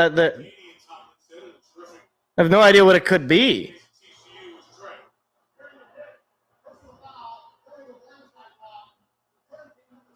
So it's going to be a penalty on the return team for a blindside block. So that's going to push them back from where they get the ball into inside or just at about the 5. So certainly not great field position for the Rams to end the half, but geez, man. That should have been a first down. It should have. I mean, it looked like Jones was the one who jumped and called the Lions for a false start there. It's not good. But defense, you got to step up. You got to make the stop here because right now the Rams have the football with a chance to take the lead if they can get a touchdown. So you got to just finish them off quickly. I would imagine they're going to be using those 3 timeouts that they still have, but this is a close one. I got to fill this up. Oh, my gosh, though.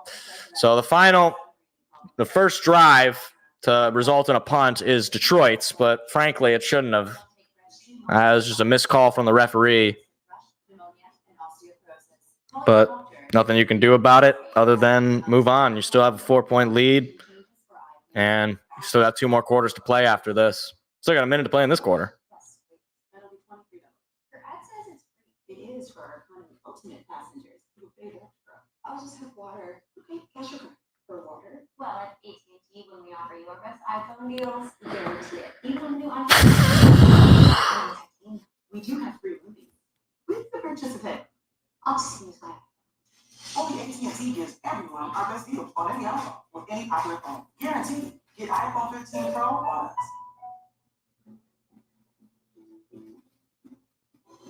I don't want to go out to the field today. I don't want to sell fireworks. Get up, do my thing. We go sing and get swept with it. Hey, when you're with Amex, you're VIP and MVP.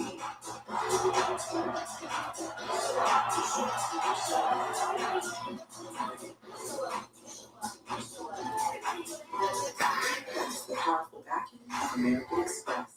And we're back. Let's take a look at the ultimate teammates, Con and Ted's top plays from 1993. Check out this high five. Now that's a team in Here's Ted bringing pressure. Oh, my. He's up, and it's good. That's an upcoming team to watch. That was quite the commercial. Look at that giant jersey on the Spirit of Detroit. That is a big jersey. How did they even get that on him? I genuinely, I'm trying to figure out how they did that. But Rams going to get the ball at their own 5. 59 seconds to play in the half. Lions up 4. Stafford in the shotgun. Williams to his left. Snap. They're going to hand it to Williams. Williams looking for the hole. He's going to be taken down at about the 11. Pickup of 6. Clock rolls down. No timeout used yet. 2nd and 4. But it was just good enough that neither team is going to call that timeout. If it's like it's 3, Detroit's going to stop it. It's 7, the Rams will, right? Exactly right. 2nd and 4, 30 seconds to go in the half. Stafford, shotgun, cut moves in motion. Now Stafford calling some sort of audible. 5 seconds. Got to snap the ball. There it is. Pressure is coming. Throw is caught by Kupp. Kupp is going to be taken down. They only got 10 seconds, though, and it looks like that's just going to be it. They're just going to let the clock roll so the Rams don't come up with anything. So at the half, Lions 21, Rams 17. Rams will get the football back in the second half. But, all right. Holding on to the lead. It's a close one, like I thought.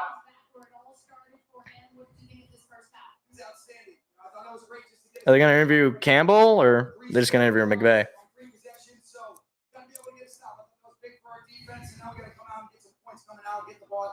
Yeah, what adjustments do you want to make defensively? This is a high-scoring game. Yeah, they're doing a great job. We got to get them into more 3 downs. You see them force some negatives early, and that's going to be key and critical for us to get them off the grass. Right then. Bye, Sean. Okay, I guess they won't interview Campbell. Maybe they'll interview him coming out. Defense has got to step up, though. Defense has got to step up this second half if we want to hold on to this game. But, all right, I'm going to go to the bathroom because I've been holding this in. I've also got to fill this little water thing up. So I'll be right back.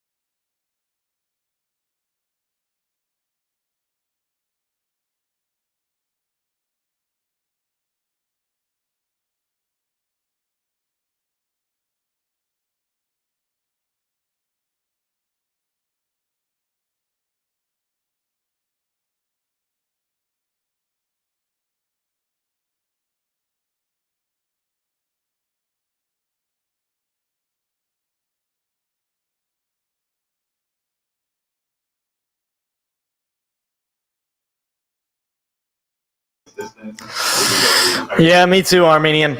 Me too. That's been our bugaboo most of the season is third quarters. Point differential in the third quarter is not very good. But holding on to a 4-point lead. Unfortunately, the Rams are going to get the ball back. And like I've said before, the Lions didn't have a choice in this matter. The Rams deferred, which is the choice that I always say to make. But, we had an opportunity to be up 2 possessions, and offense couldn't get the job done. I know, bad penalty, couldn't catch the break there. But it is what it is. You didn't pick up the third down.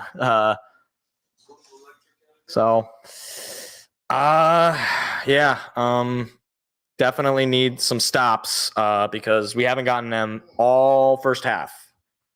And if this is going to be a shootout, we're going into it with a lead, so we have something of an advantage, but I really don't want it to come down to final possession because that's too big of a risk. How the Packers won, I don't know. Yeah, the Cowboys were just terrible. I think they were just fraudulent from the beginning. Like the Cowboys and the Packers, they just smoked them in embarrassing fashion. So, and that helps us, right? Because if the Cowboys would have won, we would have had to play the Cowboys, because the winner of the Bucks Eagles game would have gone to play San Francisco. But now the winner of the Bucs Eagles game. Oh, wait.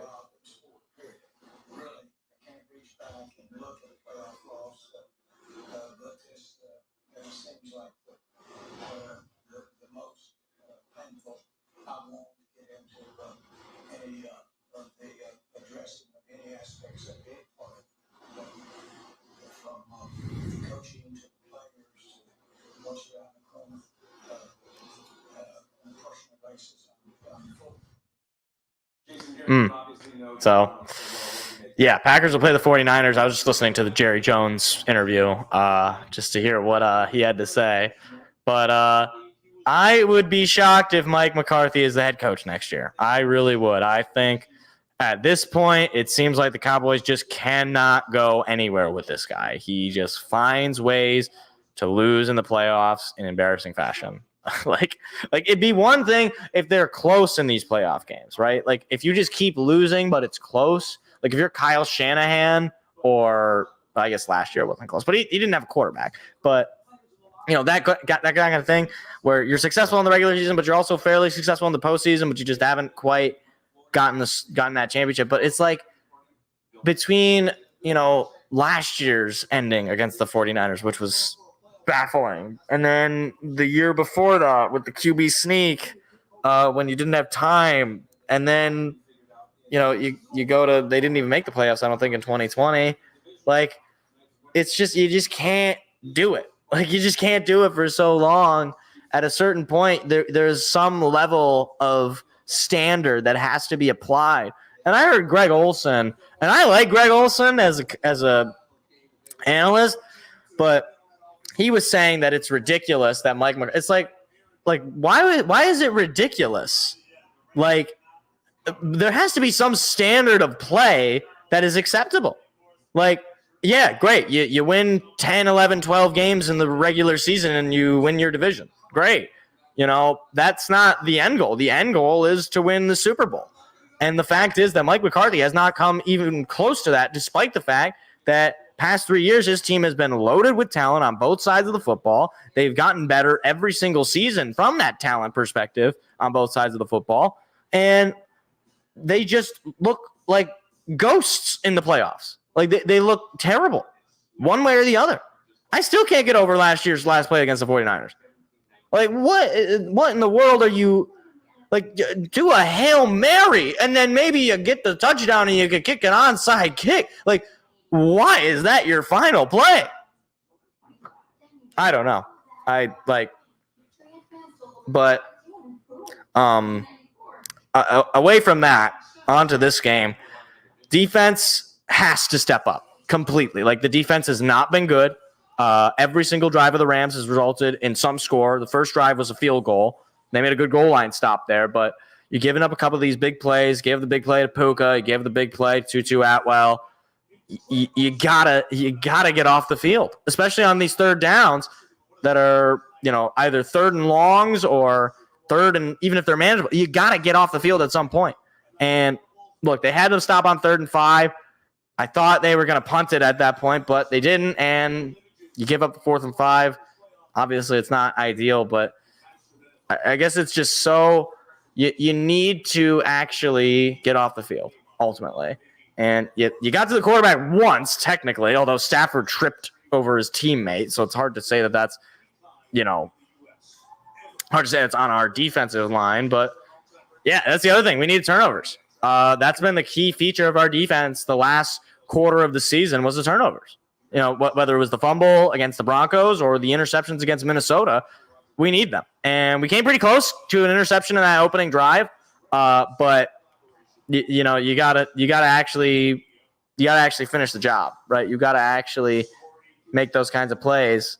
And it's not easy. Obviously, you don't rely on turnovers because they're not largely in your control. But you gotta put this Rams offense in an uncomfortable spot. Matthew Stafford has looked way too comfortable, and he's playing now with a little bit of a wound on his throwing hand. So you gotta take advantage. You gotta really bring the pressure. What is this show?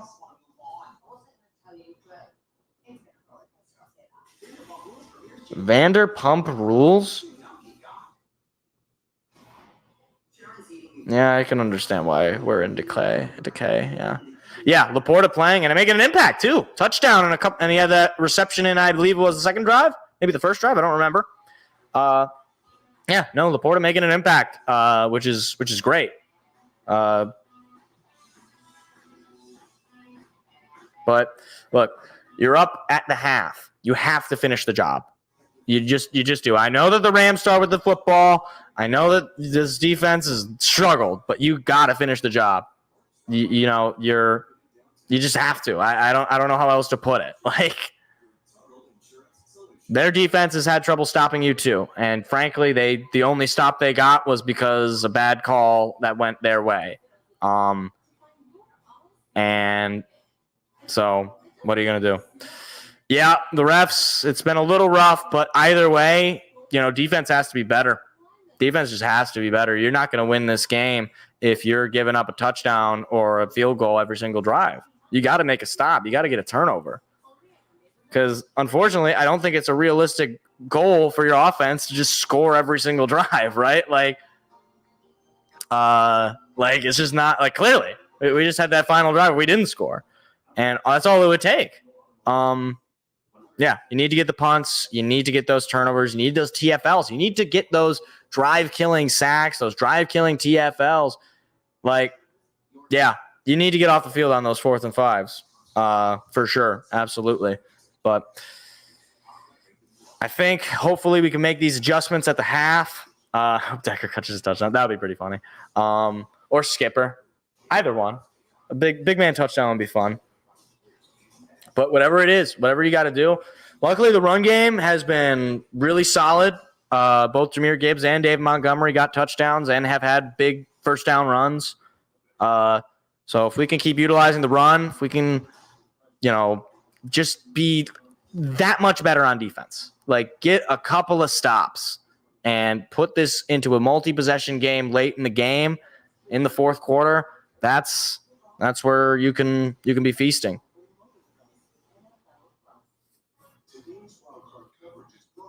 I thought we were like coming back to the game because I saw the private broadcast or whatever. Yeah. I will say, as far as defensive play, it really has just been passing. Yeah, I didn't get that. I was like, I didn't notice who that running back was. I think the idea was that it was Craig Reynolds as the running back at that point. It wasn't Josh. I think they liked him as a blocker, and we ended up getting a first down on that play. But unfortunately, that sort of play is just going to reveal, okay, this is basically just a pass, right? So it gives the defense a little bit of an advantage. But, all right. Looks like we're going to be back here.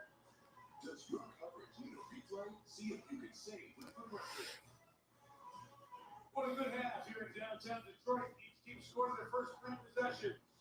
4-point Detroit lead. Rams get the ball. Stafford goes out. It would be 1 and number 2 in the same draft. Oh, yeah. Because Carson Wentz, I forgot, he's the backup for the Rams, which is really funny because the Rams took Goff, obviously, over Wentz, and now they have Wentz. Puka Nacua having a great game as well, over 100 receiving yards for him. Second postseason game where 3 rookies score a touchdown in the first half. That is insane. Last time was the 57 championship, the year the Lions won. That's crazy. Huh. What a crazy coincidence. Yeah, no, he would. I mean, Stafford is not leaving the game unless he literally is unable to walk. So Jack Fox out there to kick the ball off and start this second half. And the nerves certainly setting in. Lions with just a 4-point lead. And the second half is underway. 21-17 Detroit. Ball goes to the end zone for a touchback. In comes Matthew Stafford.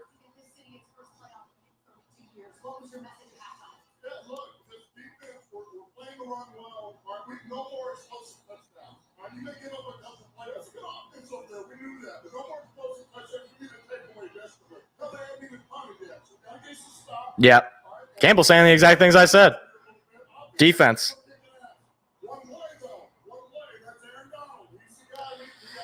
Stafford with Williams behind him in the shotgun. Snap, pass coming. Stafford looking, throwing, middle, caught. That is Robinson, first down. First play, 14-yard pickup. There's like no prayer.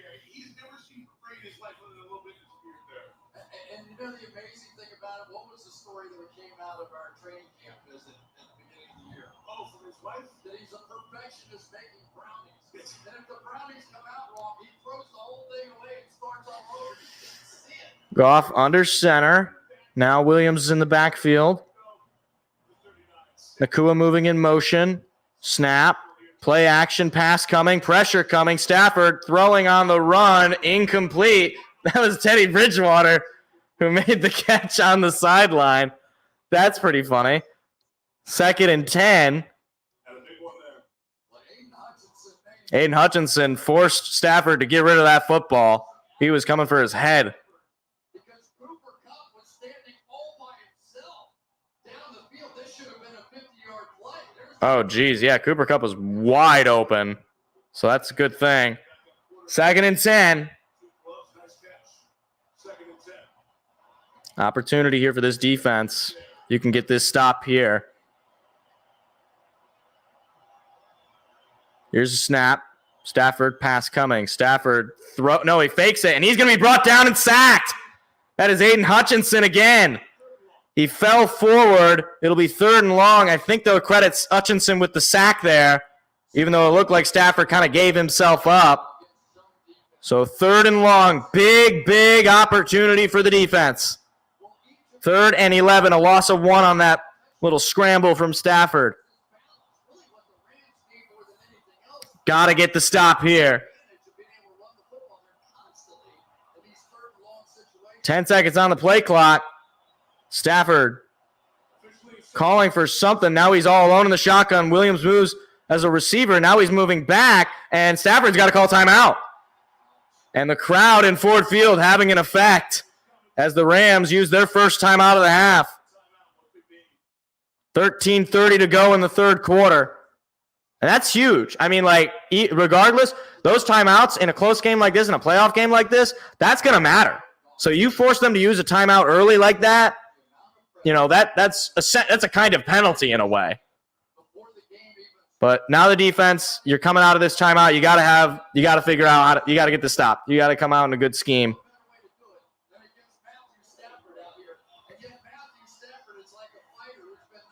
So it's 3rd and 11. Defense has to come up with a stop on a 3rd and long. First down marker at the 49-yard line of the Rams.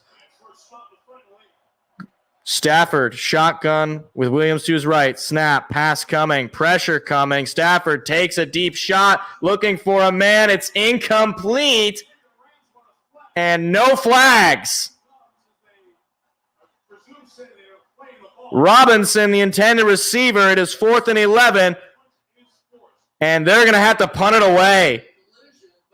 Vildor and it looks like Kirby Joseph as well were in double coverage.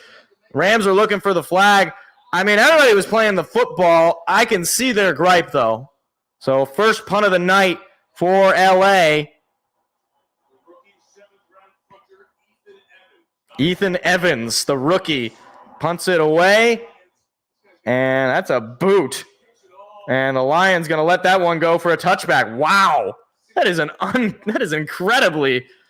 incredible punt, just as far as distance goes. So the Lions offense coming back on the field after a quick stop on defense. That's what I needed. All right, now offense, march down the field, score a touchdown right now. Go out, score a touchdown, get back up 11, get back up 2 possessions in the 3rd quarter here. I'm at the combination Taco Bell and Pizza Hut. Or is it Pizza Hut and Taco Bell? I don't remember the order.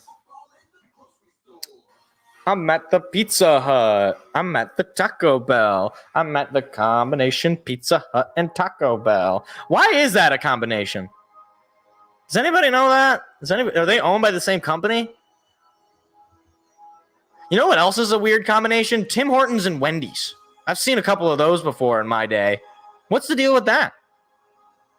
Do people want coffee and burgers? I don't drink coffee, so I don't have an opinion on coffee, but it sounds kind of gross.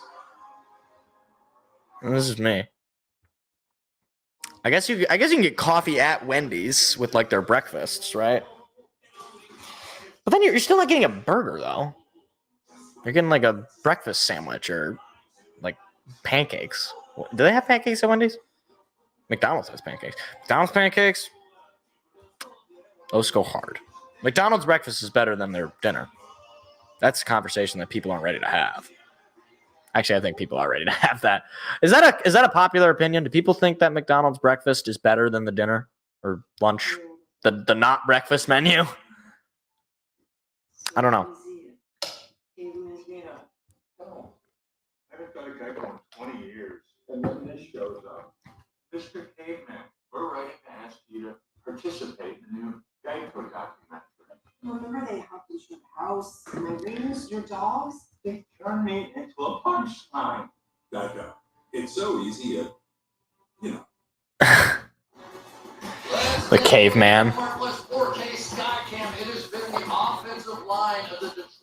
Look at Aaron Donald is just getting triple teamed. They're like, no, Aaron Donald is not moving. It is not happening.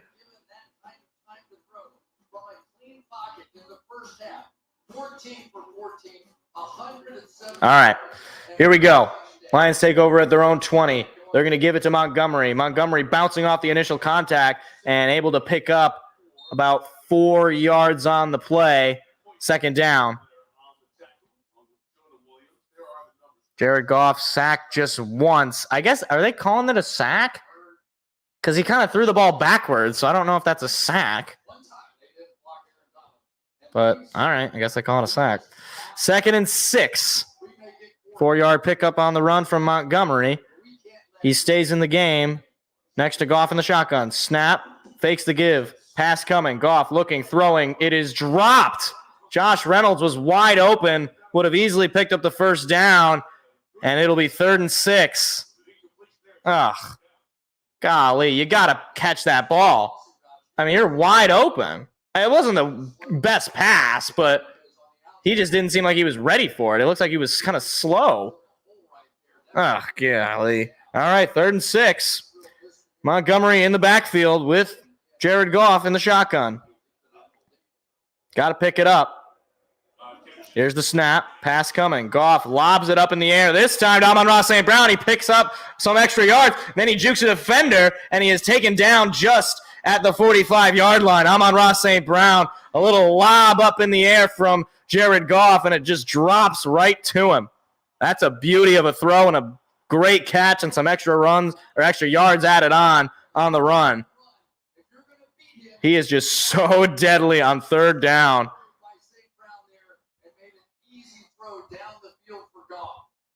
Watch how quick he is getting off this line of scrimmage and creating that kind of easy separation. So now Goff under center in Ram territory. Every single drive of this offense has gotten to Ram territory. Gibbs looking for a hole. He's going to pick up just one on the toss. So it'll be 2nd down. Are they going to give him the yard? He might say they stopped him at the line. I think he picked up a yard though. I couldn't tell where. Okay, yeah, he picks up a yard on the toss.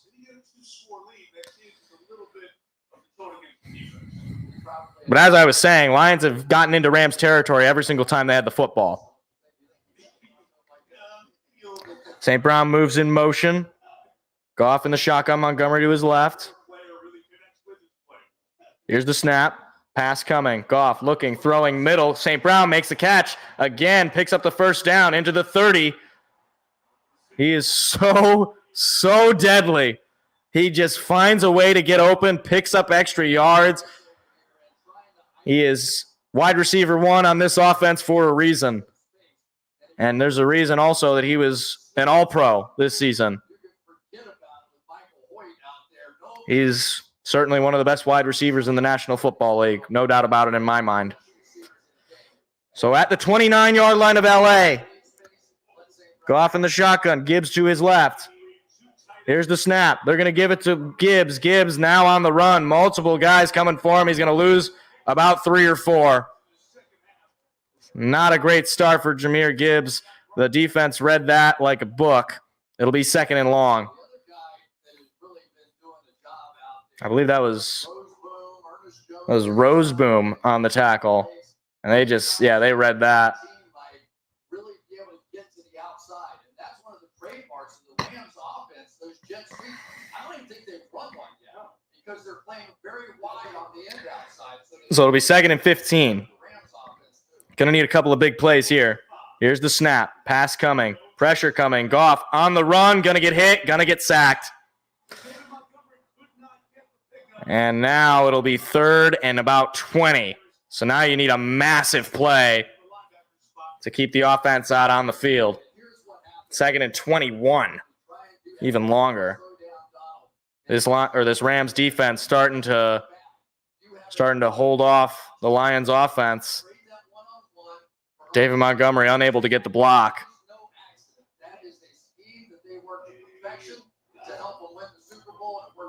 So they're going to need a big play. They have the ball at the Ram 40. Need to pick up 21. Pass coming. Goff looking on the run. Goff throwing. It is to Laporta, and Laporta is only going to pick up about 4 yards.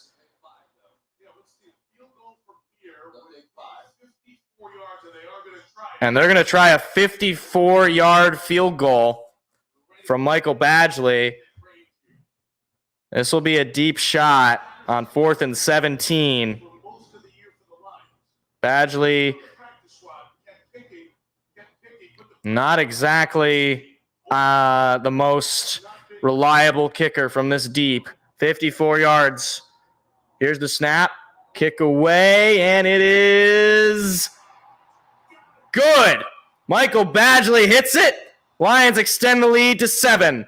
24-17 on a massive field goal. Needed that. Lions come up with some points to start the 3rd quarter. Just got it through. Nice kick, Badgley. All right. 24-17. Rams will get the football back here in the 3rd quarter. All right. You know what? I wanted a touchdown. Obviously, they were in a bad spot there, but you get a really nice field goal there. You get something out of that. It's still a one-possession game, though, but at least now it would only tie the game if they get a touchdown and kick the extra point.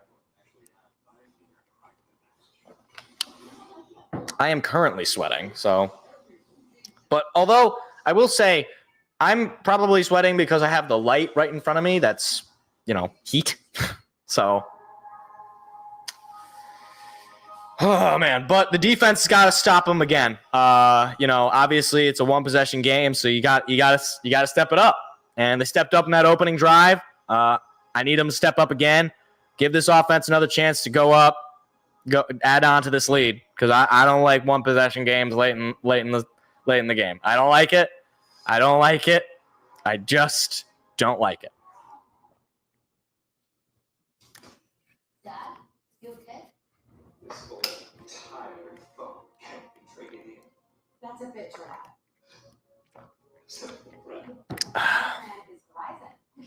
How much time was left in the 3rd quarter? I can't really read the screen here for me.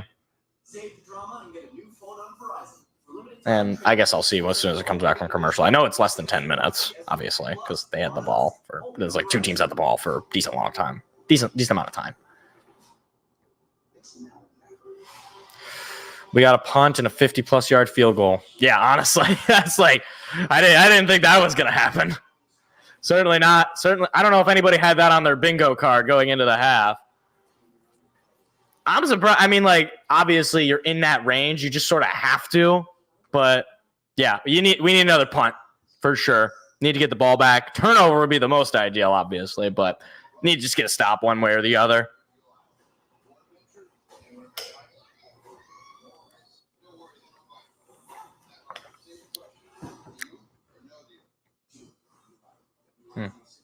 I don't know why I'm checking my phone now. It's past 10, so the notifications are off. So the only thing I would check is for text messages or phone calls.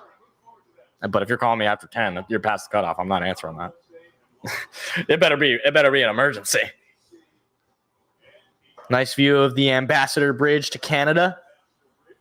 I think I've taken that bridge before. Jack Fox kicking it off for the second time in the half. 8:41 to go in the third quarter. Rams going to let that one go for a touchback. I think there's been one kick return all game, and it was LA, which is fine. I'm team just let it go for a touchback every time. Yeah, let's see an interception. Maybe Kendall Vildor will get an interception. That'd be cool. Cam Sutton, CJ, that'd be great. He's a ball hawk.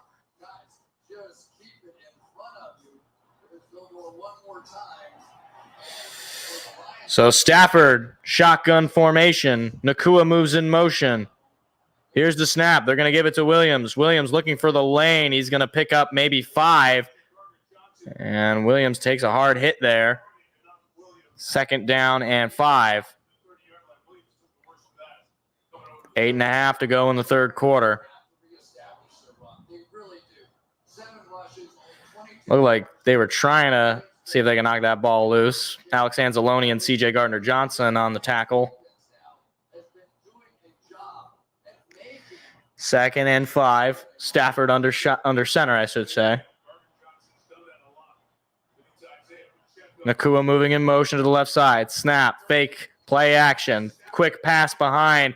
Got a big lane for Rivers. Rivers going to be tackled there by Jack Campbell with authority, but it's a first down pickup and just shy of midfield of the Rams. So a big pickup on the screen pass to Rivers. Allows the Rams to move down the field.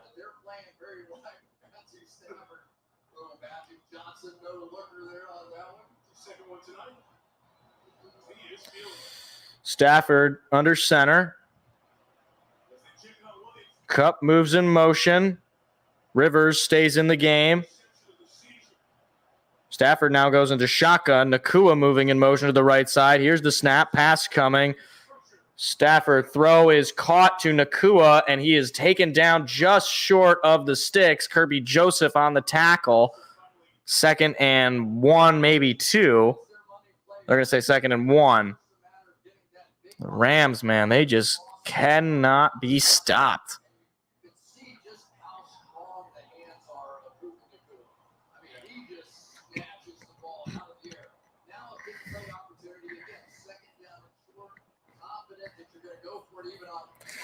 Stafford, shotgun. In Lion territory, ball at the 44. Snap. They're going to hand it off to Rivers. Rivers going to pick it up. Rivers, first down past the 40, just shy of the 35. Pokemon. They're doing the Pokemon theme. I call him Pikachu. You can't. They gotta give me that. What the heck? I call him Pikachu. They're calling him Pikachu, but Pikachu. Come on. I've been saying that since like week 1. Maybe not week 1 exactly, but anyways. Stafford in the shotgun. It looks like, is that Williams back in the game? That might be Rivers. Quick pass over to Cup is caught. Kirby Joseph going to force him out of bounds. It'll be a pretty small pickup of 2 or 3, 2nd down.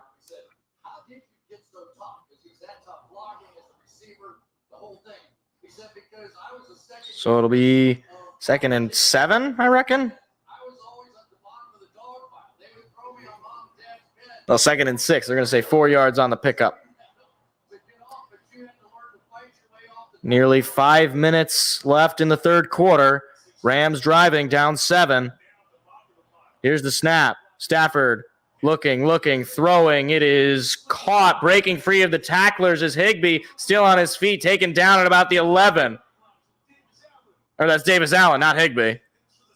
I'm sorry. If it's a white tight end, I just assume it's Higbee.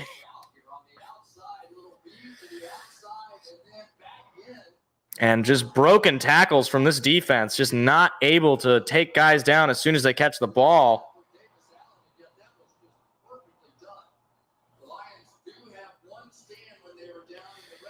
So 1st and 10, just at the 11. Stafford under center.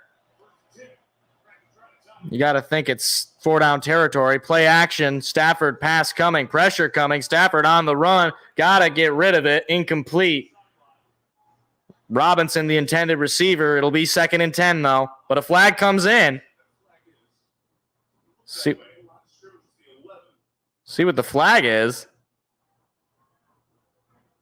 I have no idea what it.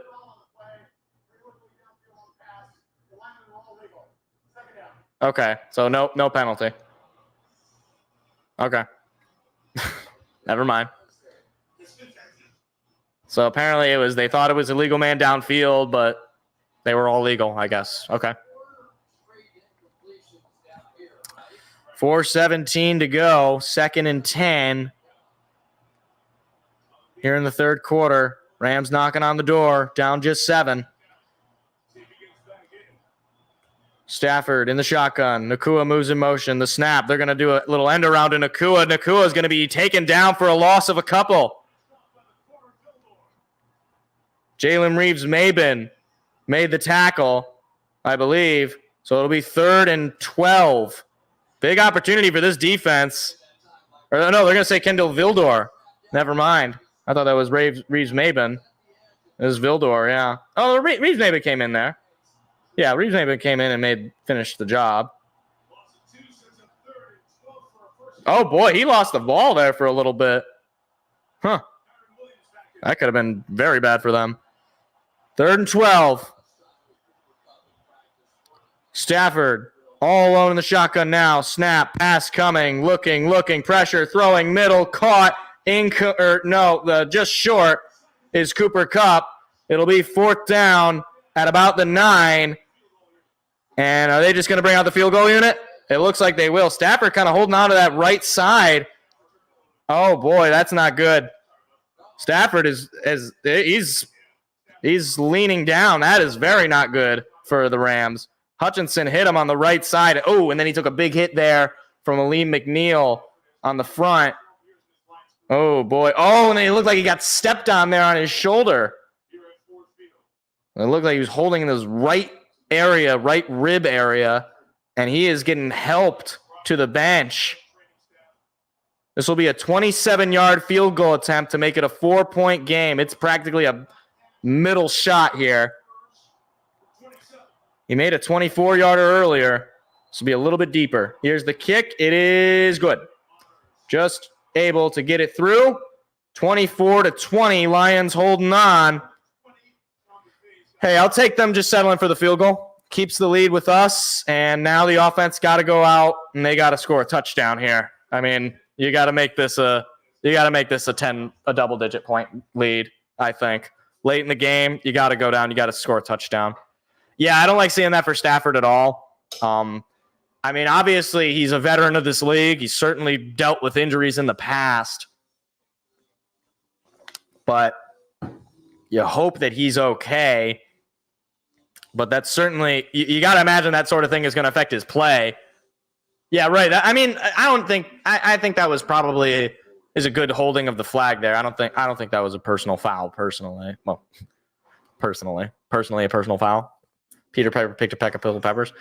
I don't think that's a personal foul because, I mean, Hutch was hitting him and then there's no way anybody would be able to stop.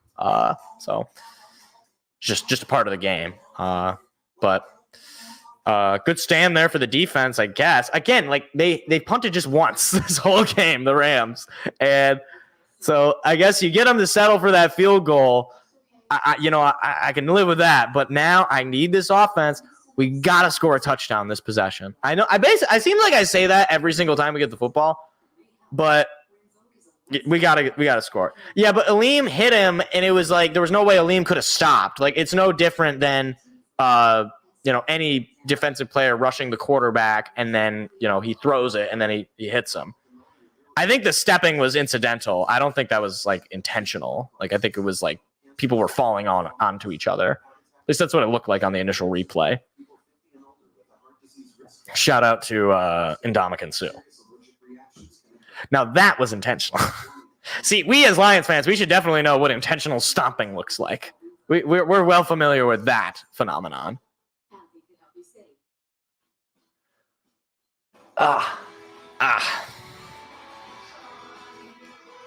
But into the final minutes of the third quarter here, you gotta finish this quarter, right? So keep the ball in your hands into the fourth, and you gotta score a touchdown, I think.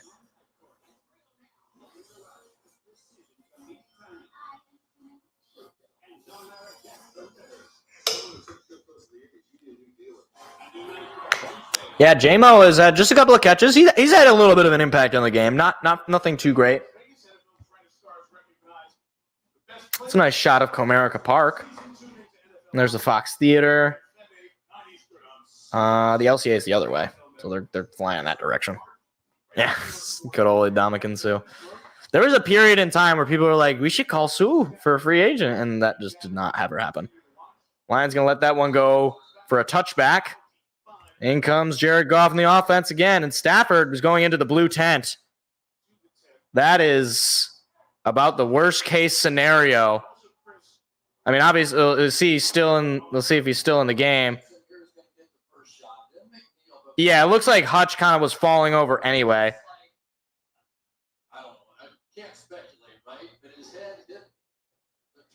Oh, they're saying his head, too. Yeah, the look on his face didn't look great. Goff under center, takes the snap. He's going to pass it. Goff looking, throwing, caught. St. Brown trying to juke the defender. He's going to dive forward for a first down. So a first down pickup, and looks like Carson Wentz talking to the coaches. He certainly could be utilized. He just played in the final week of the season against the Rams in a victory. 1st and 10 for the Lions. Goff under center. Gibbs is in the backfield. Here's the snap.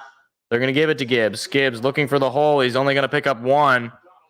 Let's take a look at our next stats powered by AWS. And what kind of night has Aaron Donald had? He's had a lot of company around him tonight. Yeah, Aaron Donald's had a good night as per usual. I mean, Aaron Donald's so good, man. He's just so – he's a terrifying figure.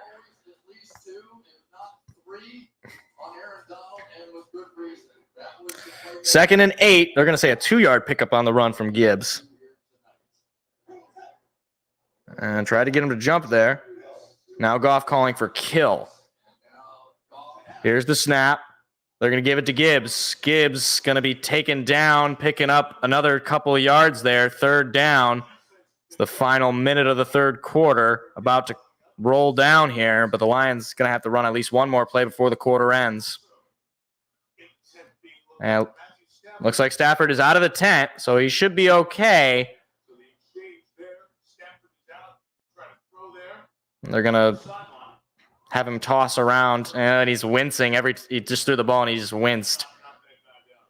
But either way, 3rd down and 6. Snap, pass coming. Goff looking, kind of tripped up, and he falls over, and he's going to be sacked.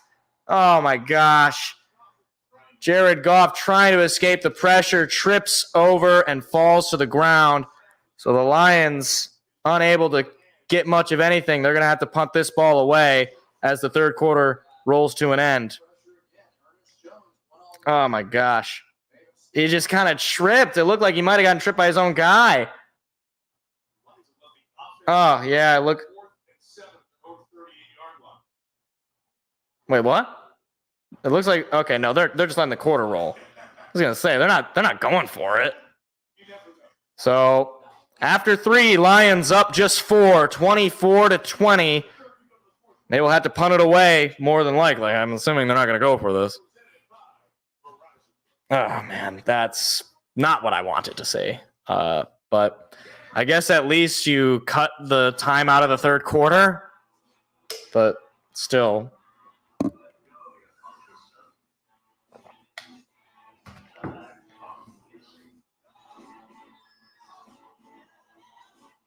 What am I looking at?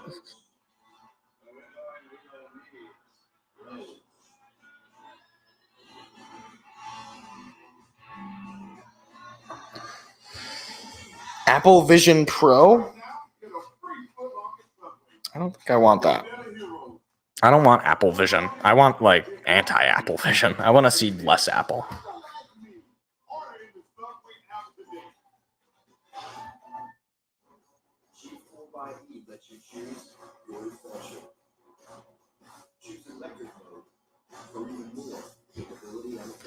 Yeah, Turf Monster is strong. Although it looked like Goff kind of tripped on his own O-lineman. It looks like the pressure came and he tripped on somebody. I don't think he was tripped on the turf, but man, what sucks is if he would have stayed on his feet, it's a possibility he could have picked that first down up running.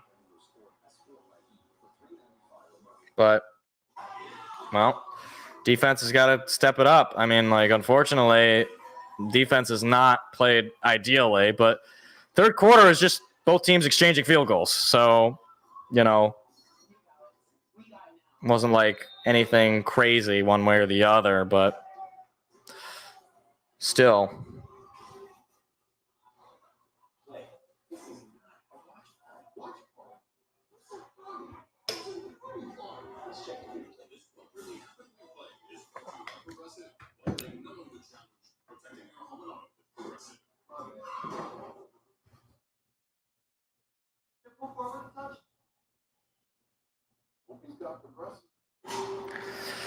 Now we're getting into the nervous territory. I mean, I was already nervous, but we're certainly getting into the nervous territory in an extra way.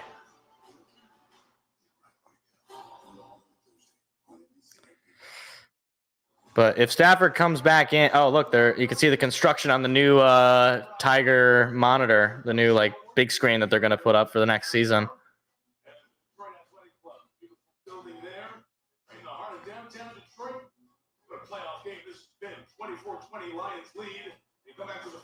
So Jack Fox out there to punt it away.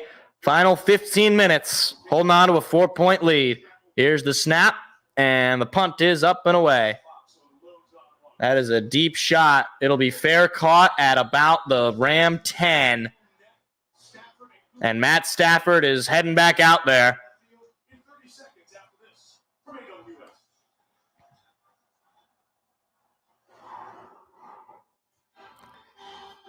So that's good to see that he's all right, but probably pretty banged up. So Lions got to take advantage of it.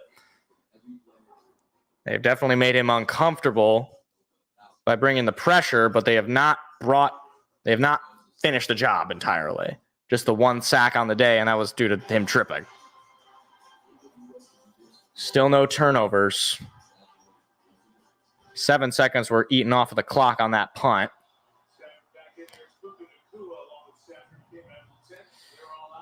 Puka Nacua also apparently went in the punt. So Rams pinned at their own 10. And a TO whistle is called by the referees. Not sure what the deal is. Somebody call timeout? What is the deal? They're talking to Puka Nacua. They're sending Nacua to go to the sideline. What is going on?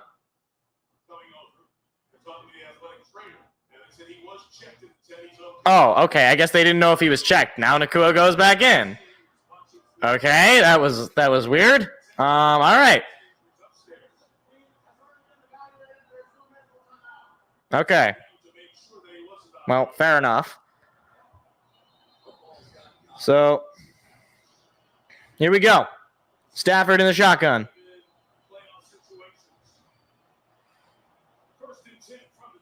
Here's the snap. They're going to hand it off. Williams has a big hole. Williams breaks free for a first down at the 25. It's the biggest run there of the night from Kyron Williams. And that's exactly the kind of play that I don't want to see given up. When you pin them at their own 10, just give up a big 15-yard run. Stafford, shotgun still. Nacua moving in motion. Here's the snap. They're going to give it to Williams again. Williams trying to dive for something. He's going to pick up just one. Maybe he ends up with two. I think it's going to be just one, though. Not sure what the play design was for that because it looked like he just sort of dove into his own guy. So it'll be 2nd down and 9.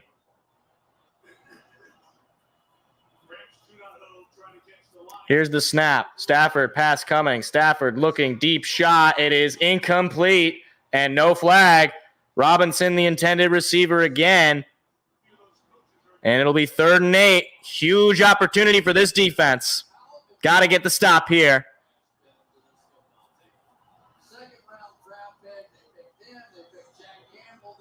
Brian Branch was in coverage there.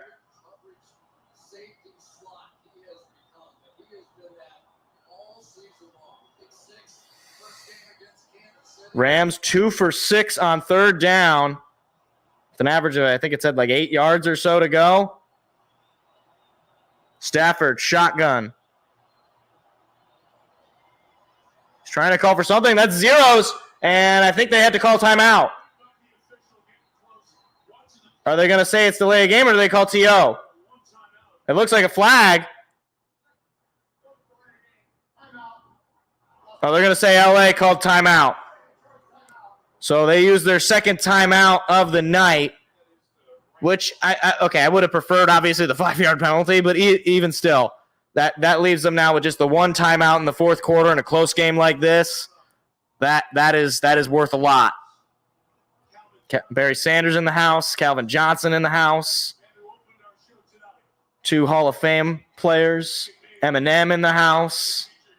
And he's wearing a hood and a hat. I mean, it's like as if he doesn't even want to be known. Benjamin Kapp, 66th year as season ticket holder. That's crazy. Good for him. 3rd and 8. And now it looks like the back is under center. They're going to snap it to Stafford. Quickly throws to Nakua, and he's going to pick up the 1st down just barely. A little screen pass to Puka. Picks it up. 13.5 to go in the 4th. In motion, I mean, he's just so hard to tackle. Almost had the stop, but he just stays on his feet. Stafford stays in the shotgun. The snap. They're going to give this one to Williams. Williams is going to be stuffed. He might have lost a yard there. 2nd down. John Kaminsky on the tackle. They're going to say no gain, though. 2nd and 10. It looked like maybe he lost a yard, though. Oh, they're going to give him – wait, what? They're going to give him a yard. That's surprising. So 1-yard pickup. 2nd and 9. 12.5 to play in the game. Rams have the ball at their own 37. Yeah, 37. Stafford, snap, pass coming. Stafford throws up the middle. It is caught by Robinson. Looked like he kind of bobbled it a little bit, but he picks it up. 1st down.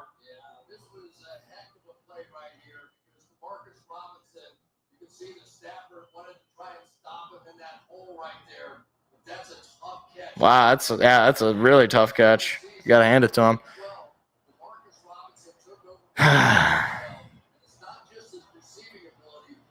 Stafford, just 8 incompletions on the night. He's in the shotgun. Skoranek was moving. Now Cooper Kupp is moving. They're going to hand it off to Williams. Williams trying to break free. He's going to pick up about 5, maybe 6. 11.5 to play in the game. Lions need a turnover right now. They need some sort of big play on defense because the Rams are moving down the field with relative efficiency.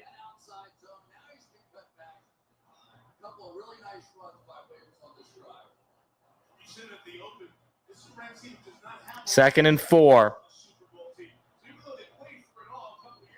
Stafford under center. Here's the snap. They're going to give it to Williams. Williams looking for the lane. He breaks free. Williams nearly breaking free. Cam Sutton brought him out of bounds, but it's a first down. The rushing game starting to come alive here for LA.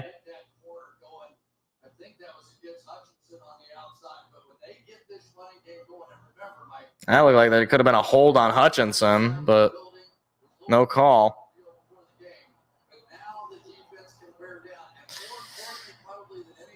10.5 to play. 8-play drive for 55 yards. They started at their own 10. Stafford. Snap. Fakes the give. Pass coming. Stafford looking, firing. It is caught by Puka, and he is taken down at about the 14. First down again. Final 10 minutes counting down, and the Rams within striking distance to take their first lead of the night. And you know it's got to be 4-down territory this late in the game. He's got to go up in the air, extend his arm, and just wait for the hit to take place. Something else, man. That was a gutsy throw by Stafford to lay that one in there, too. He knew his guy was willing to It's first and 10. Stafford moving Cup. Or no, that's, I don't know who that is. They're going to hand it off to Williams, who's going to be stuffed at the line. And what's going on there?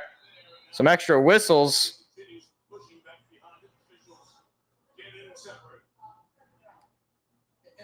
So they're going to, I think he said they're stuffed at the line. I don't know what he said. Second down. I don't think I've seen that on any other team. So they really benefit when the space gets squeezed They're going to say second and 11, a loss of 1. So that's a chance there. Push them back. Red zone, 2 drives for the Rams, both resulting in field goals. But 4-down territory, certainly. Snap, pass coming from Stafford. Stafford throws it on the screen, looking for a hole is Rivers. He's going to pick up 3. And it'll be third down and, 8?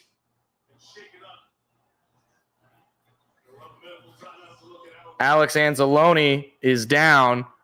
He's sitting.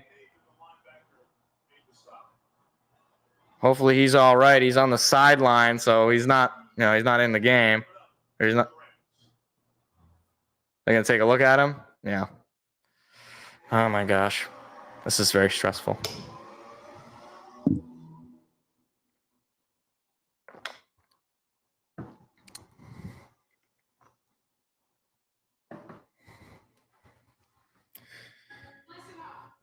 Oh, gosh. This is very, very stressful right now. Man, I wish we would have scored in the third quarter. Well, we did score a field goal. Wish we would have gotten a touchdown. Now I got all these commercials. Alex Anzalone might be hurt. Didn't look like it was, he was like sitting up. Like, I don't know. Hopefully he's all right. Before the exam. The cast. They all clear. And the expiration date. You need confidence. And for 85 years, Michigan has trusted Blue Cross to be there right now.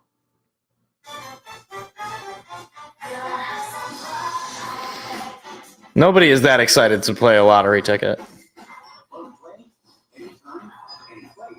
I can assure you, nobody is in that big of a mood when they go and they buy a lottery ticket.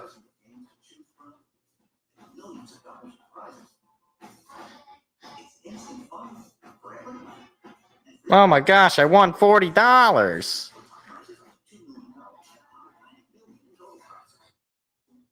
Everybody wants to help you work life. Right between pay attack. Or this. Or where you get to reinvent the automatic. All you need to access to this. This. And this. This is Michigan. This is where big careers shape the future. Your future. Want to start living your best life? You can in Michigan. Case Credit Union. Our service, your success. Ay, ay, ay.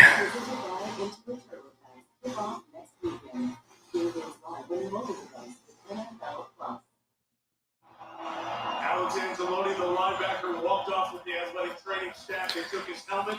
Kyron Williams back to the locker room with a hand. Oh, I guess Kyron Williams is out as well. Alex Anzalone apparently is off the field as well. 3rd and 8. Opportunity for this defense. Snap. Stafford looking, throwing high. End zone. Incomplete. And no flags. Cooper Kupp, the intended receiver. C.J. Gardner-Johnson got up in there. And 4th and 8. Are they going to go for the field goal? I figured they were going to go for it. I figured they would go for it, but I guess I could see them not. They got the one-on-one against the safety and just could not hit it. It may be becoming a little too predictable that they're throwing to Kupp in the red zone. So they will try a 29-yarder. This is the deepest field goal yet, and it's not very deep. Here's the snap, kick away, and it is good. So it's a 1-point lead for the Lions in the 4th quarter. Oh, my gosh. I'm surprised they kicked the field goal there. All right, now you absolutely have to get a touchdown. I know I've said that like 100 times. You have to march down the field, and you have to get a touchdown. Because now, even if you get a touchdown, it's still a one-possession game. Like, assuming you make the field goal, or assuming you get the extra point. Because even if you get the extra point, then it's an 8-point game, and that you gotta score a touchdown. You just gotta score a touchdown. Okay, this is no options, no other options. Because clearly the defense can't stop. They can stop them in the red zone. That's about the only thing they can do. But need to score a touchdown here. Need to run the ball. Need to eat the clock. Don't do it too quickly. Do it in like 6 minutes. That would be great. If you could put it in the 2-minute warning up 8, that'd be super. But I really don't want to have to settle for field goal here.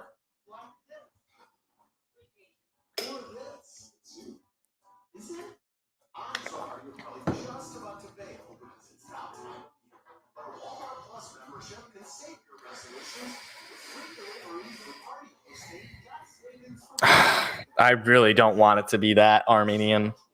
That would be terrible for my san. I mean, obviously, I'd like that result, but let's just not have that be the thing. Like, let's just score a touchdown here, and then just they don't get a touchdown. We just stop them there. That would be super duper. But oh my gosh, this is stressful. So beautiful. Morning, Rob. Looking great. Yeah, USAA. Amazing home, auto, and life insurance. Plus banking and credit cards. I'm in because of that. You think that'll finally get you in? Probably not. But it looks great. USAA for the military community and the families. Perfection. Oh my gosh. Yeah, I'm nervous too, Armenian. I think every Lions fan right now is very nervous. This is quite the game. I mean, I told you, I said it was going to be a close game, and it is delivered in that. Look at the spaghetti and meatballs. Are they serving that at the game? Spaghetti sandwich? Oh, that's Mom's Spaghetti. That's the restaurant that Eminem opened. All right. Rams kick it off. That'll go to the back of the end zone for a touchback. Here comes. Are they going to commercial? It sounds like they're going to commercial. What are you serious? They do a kickoff and what is this, college football? They do a kickoff and then they just go to commercial. That's unbelievable. I've never seen that in the NFL. I've seen that in college. I've never seen that in the NFL. Wow. All right. Well, Lions will start at their own 25.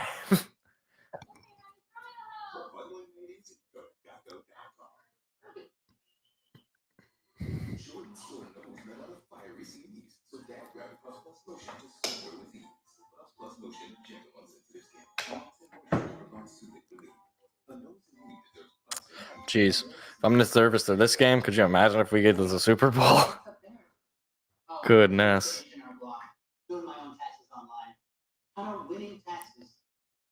It is -3 degrees outside right now, by the way. It's a little cold. Meanwhile, I'm wearing a t-shirt.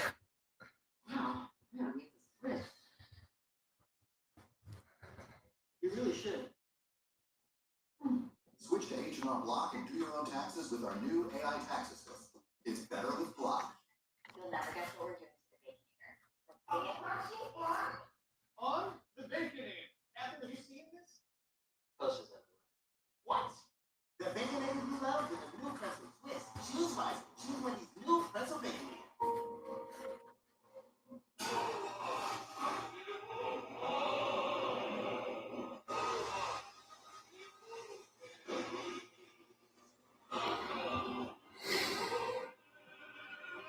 Yeah, we have been good on offense. Obviously, the third quarter, we just don't score. Apparently, we got the field goal, so we answered their field goal. But we need to answer their scoring with touchdowns. Like they've kicked just field goals this second half, so we got to score a touchdown here. I don't think we should be in the business of, answering their field goal with a field goal. I don't think that doesn't bode well. Defense has not been great, and you're just testing it, I guess.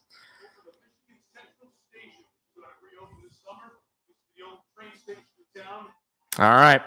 8:10 to go. 1 point lead for Detroit.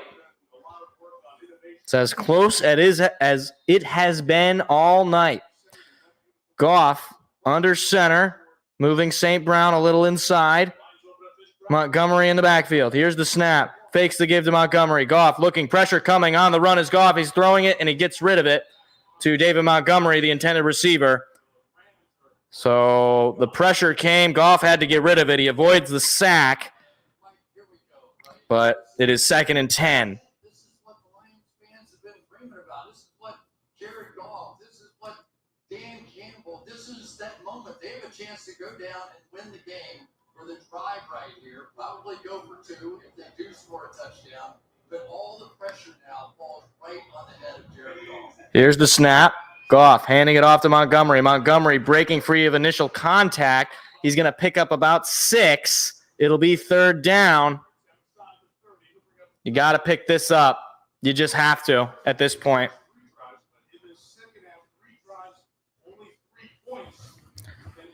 Last 3 drives resulting in just 3 points for the Lions on offense compared to the 21 we got in our first 3 drives to start the game. 3rd and 4. Goff, shotgun, Montgomery to his right.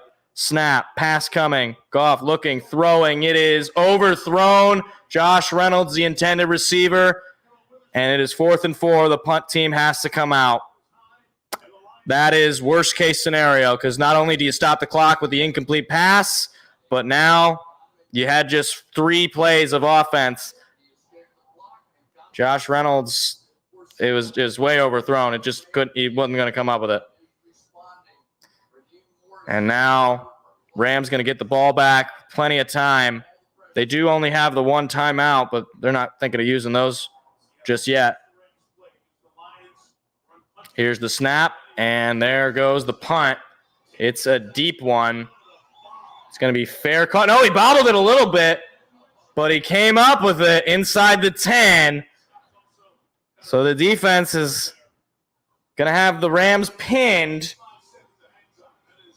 That is, oh man, Lions could have caught a break there if he drops that ball. But Rams going to get the ball down just 1 in the 4th quarter. Yeah, this is not looking good, guys. Defense has to come up with a stop, obviously. I mean, I've been saying that all night, but it goes without saying here. I mean, you need a turnover because they're going to be going for it if it's manageable. So you need to just straight up just dice them. You need to hit Stafford. You need to stop their ability to run the football, and you got to be able to get into the secondary and make plays. 3 and out, obviously, would be ideal on defense, but I mean that's go 3 and out in the fourth quarter, up just 1. No, don't like that at all. Because the Rams right now, all they got to do is get into field goal range and they take the lead. So defense has to step up here. It just has to.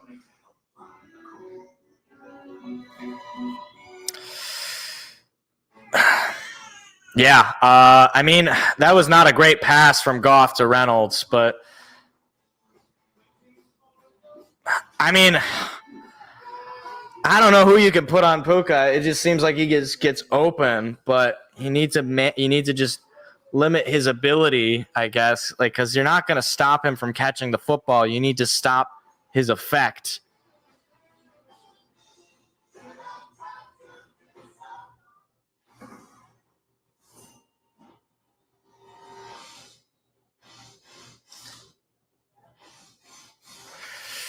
But we need a turnover. That would be the most ideal. Just get the ball back quickly, one way or the other.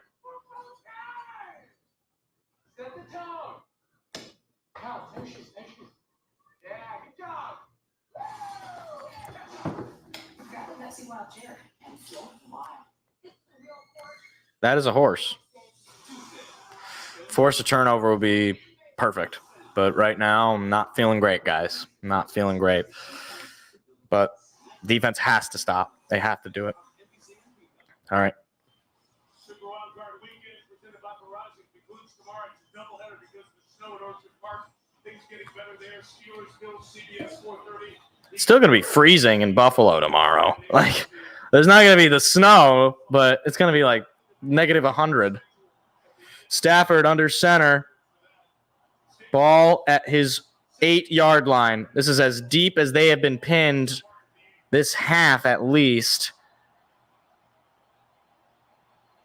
Snap. They're going to hand it off, looking for the hole and picking up maybe just 1. Second down. Yes, a couple key injuries for the Rams. Running back Kyron Williams sneaking out of the locker room with a heavy tape job and padding on his left hand. They're going to say pick up a 2. Kyron Williams listed as questionable, so it's uncertain whether or not he's going to be back in the game. And it looks like Alex Anzalone's back out there, so he's all right. Put something on him. That was what Melissa was saying. Stafford calling for something. Now he's moving into the shotgun. He's done that a lot tonight. Here's the snap. Pass coming. Pressure coming. Stafford gets rid of it. It is caught. Puka Nacua breaking free of Kirby Joseph. Past the 30. Puka Nacua pushed just shy of midfield. Big gain from Puka Nacua.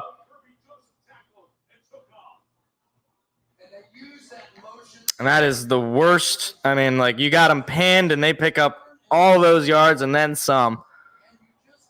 Kirby Joseph just could not make the tackle. It's hard to put Puka Nacua in one-on-one situations because he is just so elusive, so difficult to tackle. Just shy of midfield are the Rams. And again, moving out of center and into shotgun is Stafford. 2 seconds on the play clock, though. 0, just able to get the snap off. Stafford throwing middle. It is caught by by Rivers. He's going to pick up the first down into Lion territory. And we are entering into dangerous territory right now because they are certainly getting close to field goal range at least. And a field goal would give them the lead, which they have not had all game long.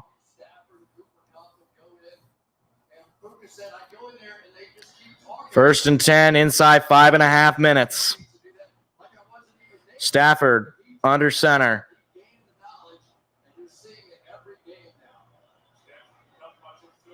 Here's the snap.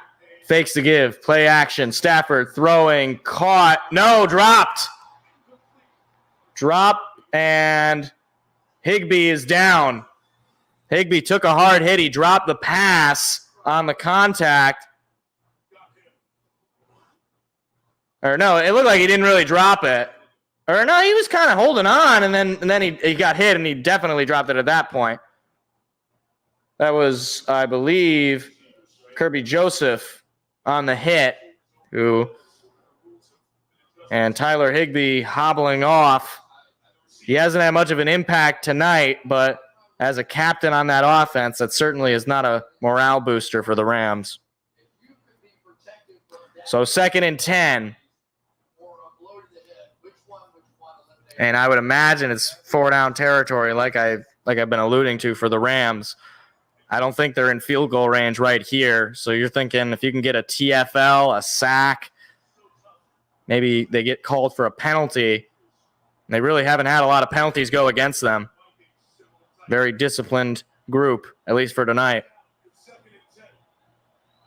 2nd and 10. Here's the snap. It's a little low, but Stafford's got it. Pressure is coming. Stafford throws up the middle. It is caught by Cooper Kupp. 3rd down, though. Picks up probably 7 yards. Not only does he go sidearm, but he ducks down low to go sidearm. He's going to lean down into it, sling it around. I mean, he's just throwing darts out there. So 3rd and 4 on the 6-yard pickup from Kupp. He has thrown the ball 35 times, has Stafford, for nearly 400 yards, 367. Stafford, snap, pass coming. Stafford, pressure coming, hit, breaks free, throws behind the sticks, and a flag comes in. He's going to lose a couple of yards. Vildor was on the tackle. If the play stands, it'll be 4th down. And I'm not sure who it's going to be on. I think it might be a hold.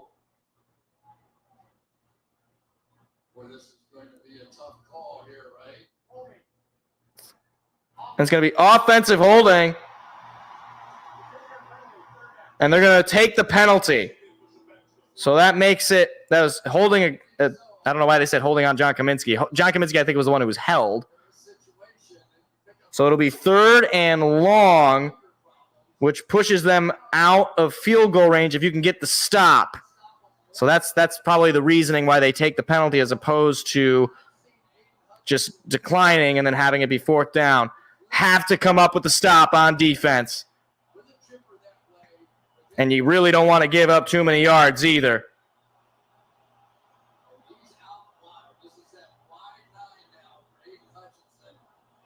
I don't know why the play clock is not. What's going on?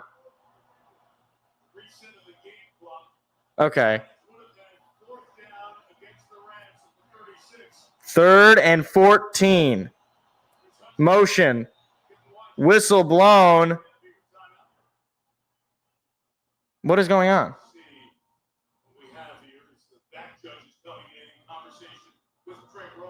What is going on?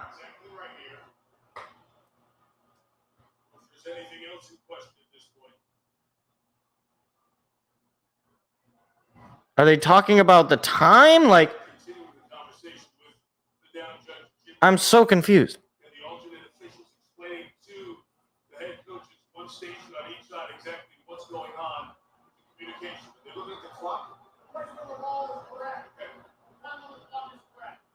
Okay, they were just checking the placement and the time. Okay, wonderful.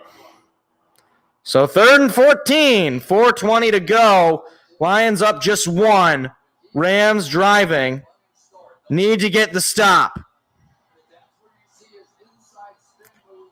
Hutchinson, 2 sacks tonight.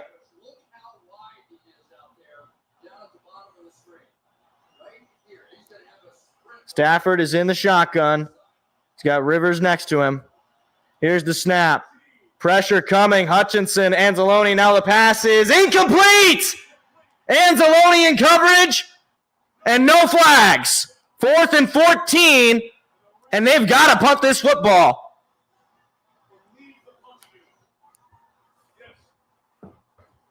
That is a huge stop on defense.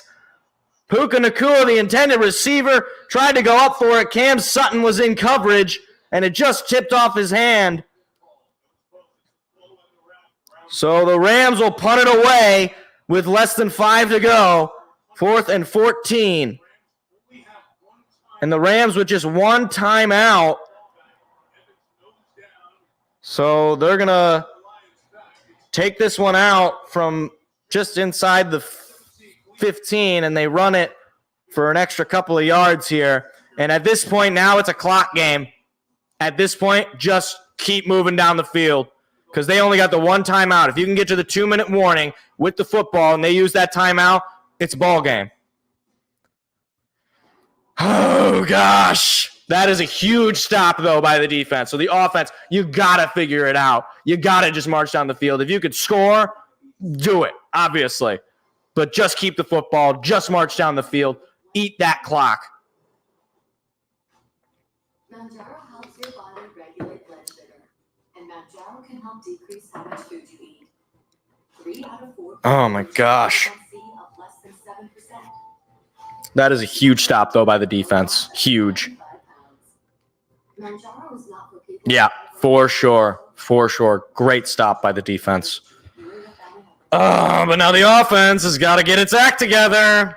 Stop Manjaro and call your doctor right away if you have an allergic reaction. A lumbar swelling. Just march down the field. They haven't done it all second half, but they're certainly capable of it. Taking Manjaro with sulfonylurea or insulin raises low blood sugar risk. Tell your doctor if you're nursing, pregnant, or plan to be. Side effects include nausea, vomiting, and diarrhea, which can cause dehydration and may worsen kidney problems. I can do diabetes different with Mounjaro. Ask your doctor about once weekly Manjaro. Oh, my goodness gracious me. Oh, my goodness gracious me. Hey man, let me get it. Let's twist up. It is a twist up.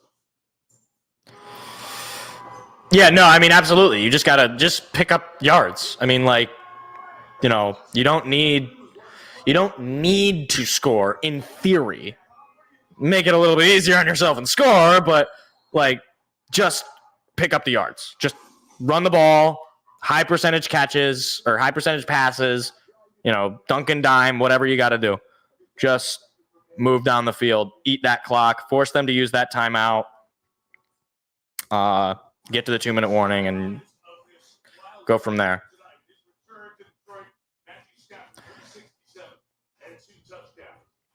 All right. A terrific start. It has not been explosive. The offense has been quieted in this second half. Luka Nakua, who's had a record-setting season, a record-setting playoff debut, trying to spoil the night for the Lions. They're trying to win a playoff game for the first time in 32 years. They're about 3 first downs away from doing it. The Rams only have 4:07 to go. They're going to snap, hand it off to Montgomery. Montgomery going to pick up about 3 yards on the run. 4 minutes to go now.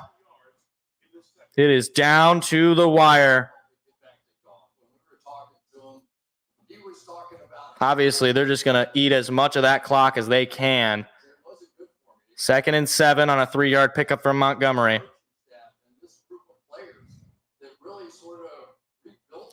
Yeah, I don't like it either, but it is what it is. The offense hasn't shown up in the second half. 3.5 to play. Goff in the shotgun. Montgomery to his right. Here's a snap. Pass coming. Goff going to throw it to Montgomery. Montgomery picks it up. He breaks a tackle, picks up a first down, and is taken down at about the 31-yard line. That's a big first down pickup for David Montgomery. Because that means one more play and you're at the 2-minute warning. Obviously, the Rams still have the 1 TO.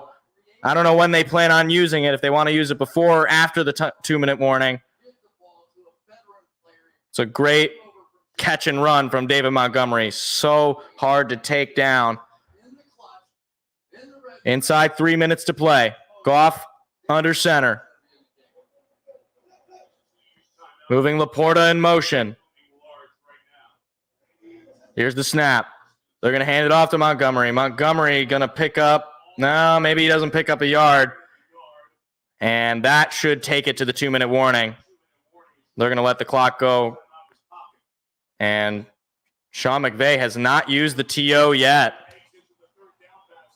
So he will hold on to that one timeout on the 1-yard pickup from David Montgomery. Lions now 2 minutes away from victory. Up just 24-23 in the fourth quarter. Clock will stop there. Ooh, boy, 2nd and 9. You got to pick up this first down, and then you need at least one more because they're going to use the TO after this first down.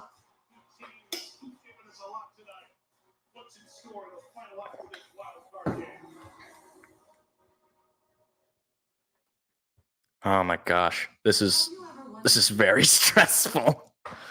This is incredibly stressful. Oh my gosh. You need 2 first downs, right? Because you're already at the 2-minute warning. They're going to call timeout at the next first down. And then you're going to need to pick up another. Like,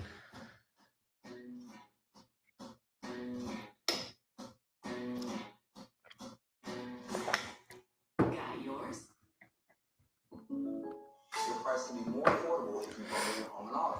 I don't want a combo mill. What about those nuggies? Bundle and save with the personal price plan. Like a good neighbor, State Farm is there. Whoa. That amazing camera. I'll be sharing pics from the slope. You do not want to see yourself ski. You look like a marshmallow. what plays you got dialed up to get 9 yards, Ben Johnson? What plays?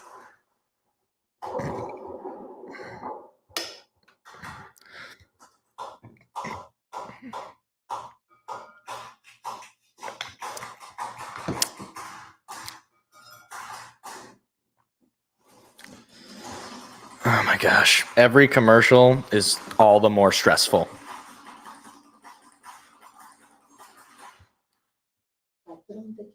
Patron. This is for the community, for those that came together, so this kid could achieve his dreams.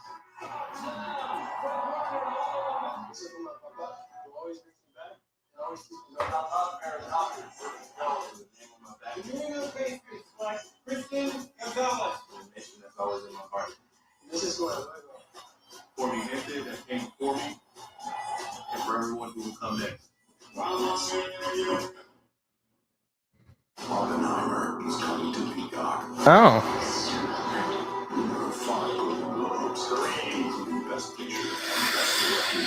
Oh gosh, I am very stressed out right now, gentlemen. Okay, we're back. Coming up after the game, Chevrolet Coach Game Melissa will interview the stars of the game. We'll announce the divisional schedule that's coming up. No Green Bay will play San Francisco. The winner of this game is winner. Goff is in the shotgun. Final 2 minutes here. Here's the snap. Pass coming. Goff looking, throwing. It is caught for the first down. Amon-Ra St. Brown. That's a big first down. Rams got to call TO. And they do. They are out of timeouts. A first down wins the game, folks. 10 yards away from the first playoff victory since 1991 when the Lions knocked out the Cowboys in the divisional round. Oh, my goodness. St. Brown with what might be the most clutch catch of his life. But they need one more first down. It's not over yet.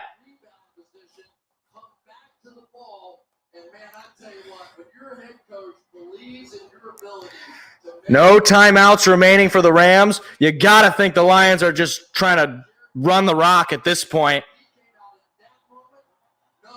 Either way, they are 10 yards away from going into victory formation. Here we go. Goff. Oh, they're just into victory formation now. Oh, okay. We're good. Oh, we won. We did it. We won the game. I was like, wait a minute. That's right. That was stupid. They just called. Why did he not use the timeout before? The Lions won. They did it. We won the game. Let's go! Come on, Daddy. Oh, yeah. Over down the field. Hold on, we need that louder. Oh, yeah. The Lions win! Stand and cheer the Knees it praise. down for the second time. Go hard win the game. Without a doubt in your face. Down the field and game. Victory. Go Lions! The Lions did it! 3rd and 12. They will knee it down one last time for the culture. For the first time in my life, for the first time in a lot of people's lives, the Lions have won a playoff game. This is unbelievable. Jim Caldwell couldn't do it. But Dan Campbell has done it. 24-23, your final score. The first postseason victory since 1991. The longest streak in NFL history is over. It is over. Dan Campbell, you are a hero. They did it. Jared Goff did it. Oh my goodness, what a night. They beat their old quarterback, and if I gotta hear same old Lions ever again, that person needs to shut their damn mouth. It is dead. It is dead. This is not the same old Lions. They took their old quarterback, brought him back home, and just like he did when he played here, he cost his team a victory. Well, he didn't cost his team a victory, but they lost the game. I am beside myself. The Lions played in a close game. I knew it was going to be close, and they come away with the 1-point victory, and they will move on to the divisional round for the first time since 1991, where they will play the winner of the Eagles-Buccaneers game. And I will just say this as well. For a lot of people in the media, especially in the Detroit sports media, I was very disappointed. Everybody that I heard on the radio or that I heard in media was picking the Rams. And I will just say, I was one of the few people, it seemed, that was picking the Lions to win this game. The mainstream media at ESPN, the entire broadcast team, they all picked the Rams. You had multiple guys on the NBC broadcast taking the Rams. And the Lions did it. And it wasn't easy. It wasn't perfect. But it was playoff football. And Jared Goff did something that Stafford never could do in this city, and that was win a playoff game.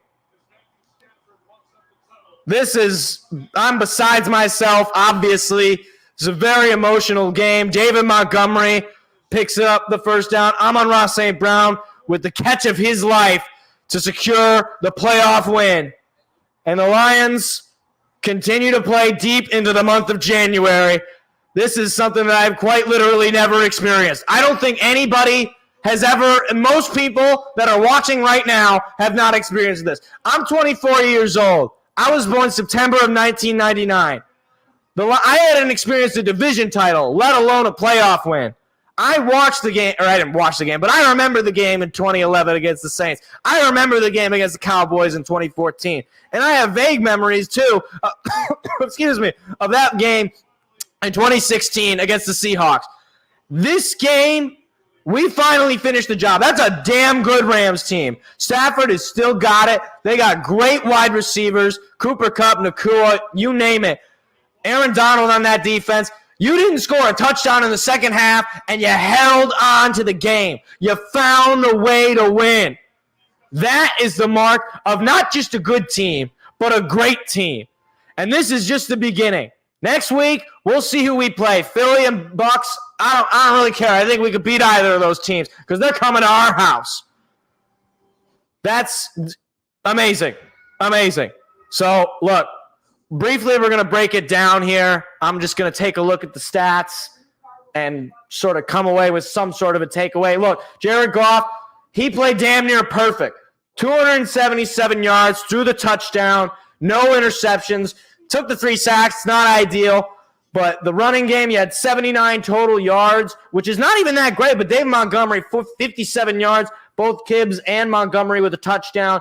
Amon-Ra St. Brown, I don't know why he was not voted as an All-Pro. He's one of the best wide receivers in the league. He's an All-Pro, obviously, but people who vote for the Pro Bowl, frankly, you're just an idiot if you didn't vote for Amon-Ra St. Brown and you voted for A.J. Brown or any of these other guys that he has better stats than. Look it up.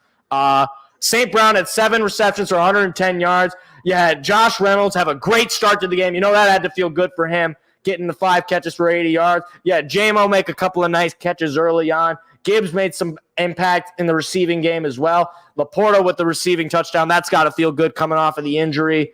On the defensive side, you had pretty much it was obviously it wasn't pretty, but they came up with the stops when they needed to. In that second half, they got a couple of nice key takeaways there. Brian Branch was excellent in coverage. Aiden Hutchinson was bringing the pressure, had a couple of sacks on the night. And you had C.J. Gardner-Johnson look pretty good as well. You had not Brian Branch. I already said him. You had Kirby Joseph make a couple of plays on the defense. Alex Anzalone obviously making plays.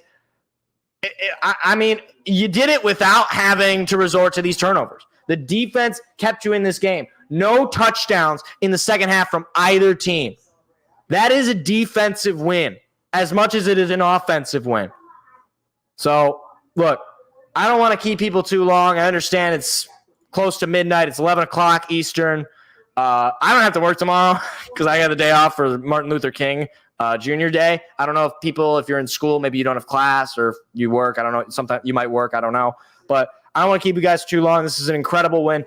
I will say I'm going to be out of town next weekend. So depending on when the game is scheduled for, I'm not sure if I'll be able to broadcast it. I will try my darndest to get home on Sunday in time because obviously I want to be able to react with you guys live, want to document it either way. But we're going to get out of here. I'm going to go to bed. One of the most stressful games I've had to watch, but they did it. It's great. Fantastic stuff. Have a fantastic night. We'll break it down. We'll break down the whole playoff weekend on Tuesday. It's going to be a fun show because the Cowboys lose and the Lions win. It's a great win. It's a great weekend for me. But I'm going to get out of here. Have a great night, everybody. Go Lions. See you later. Good night, everybody. Thanks for coming out.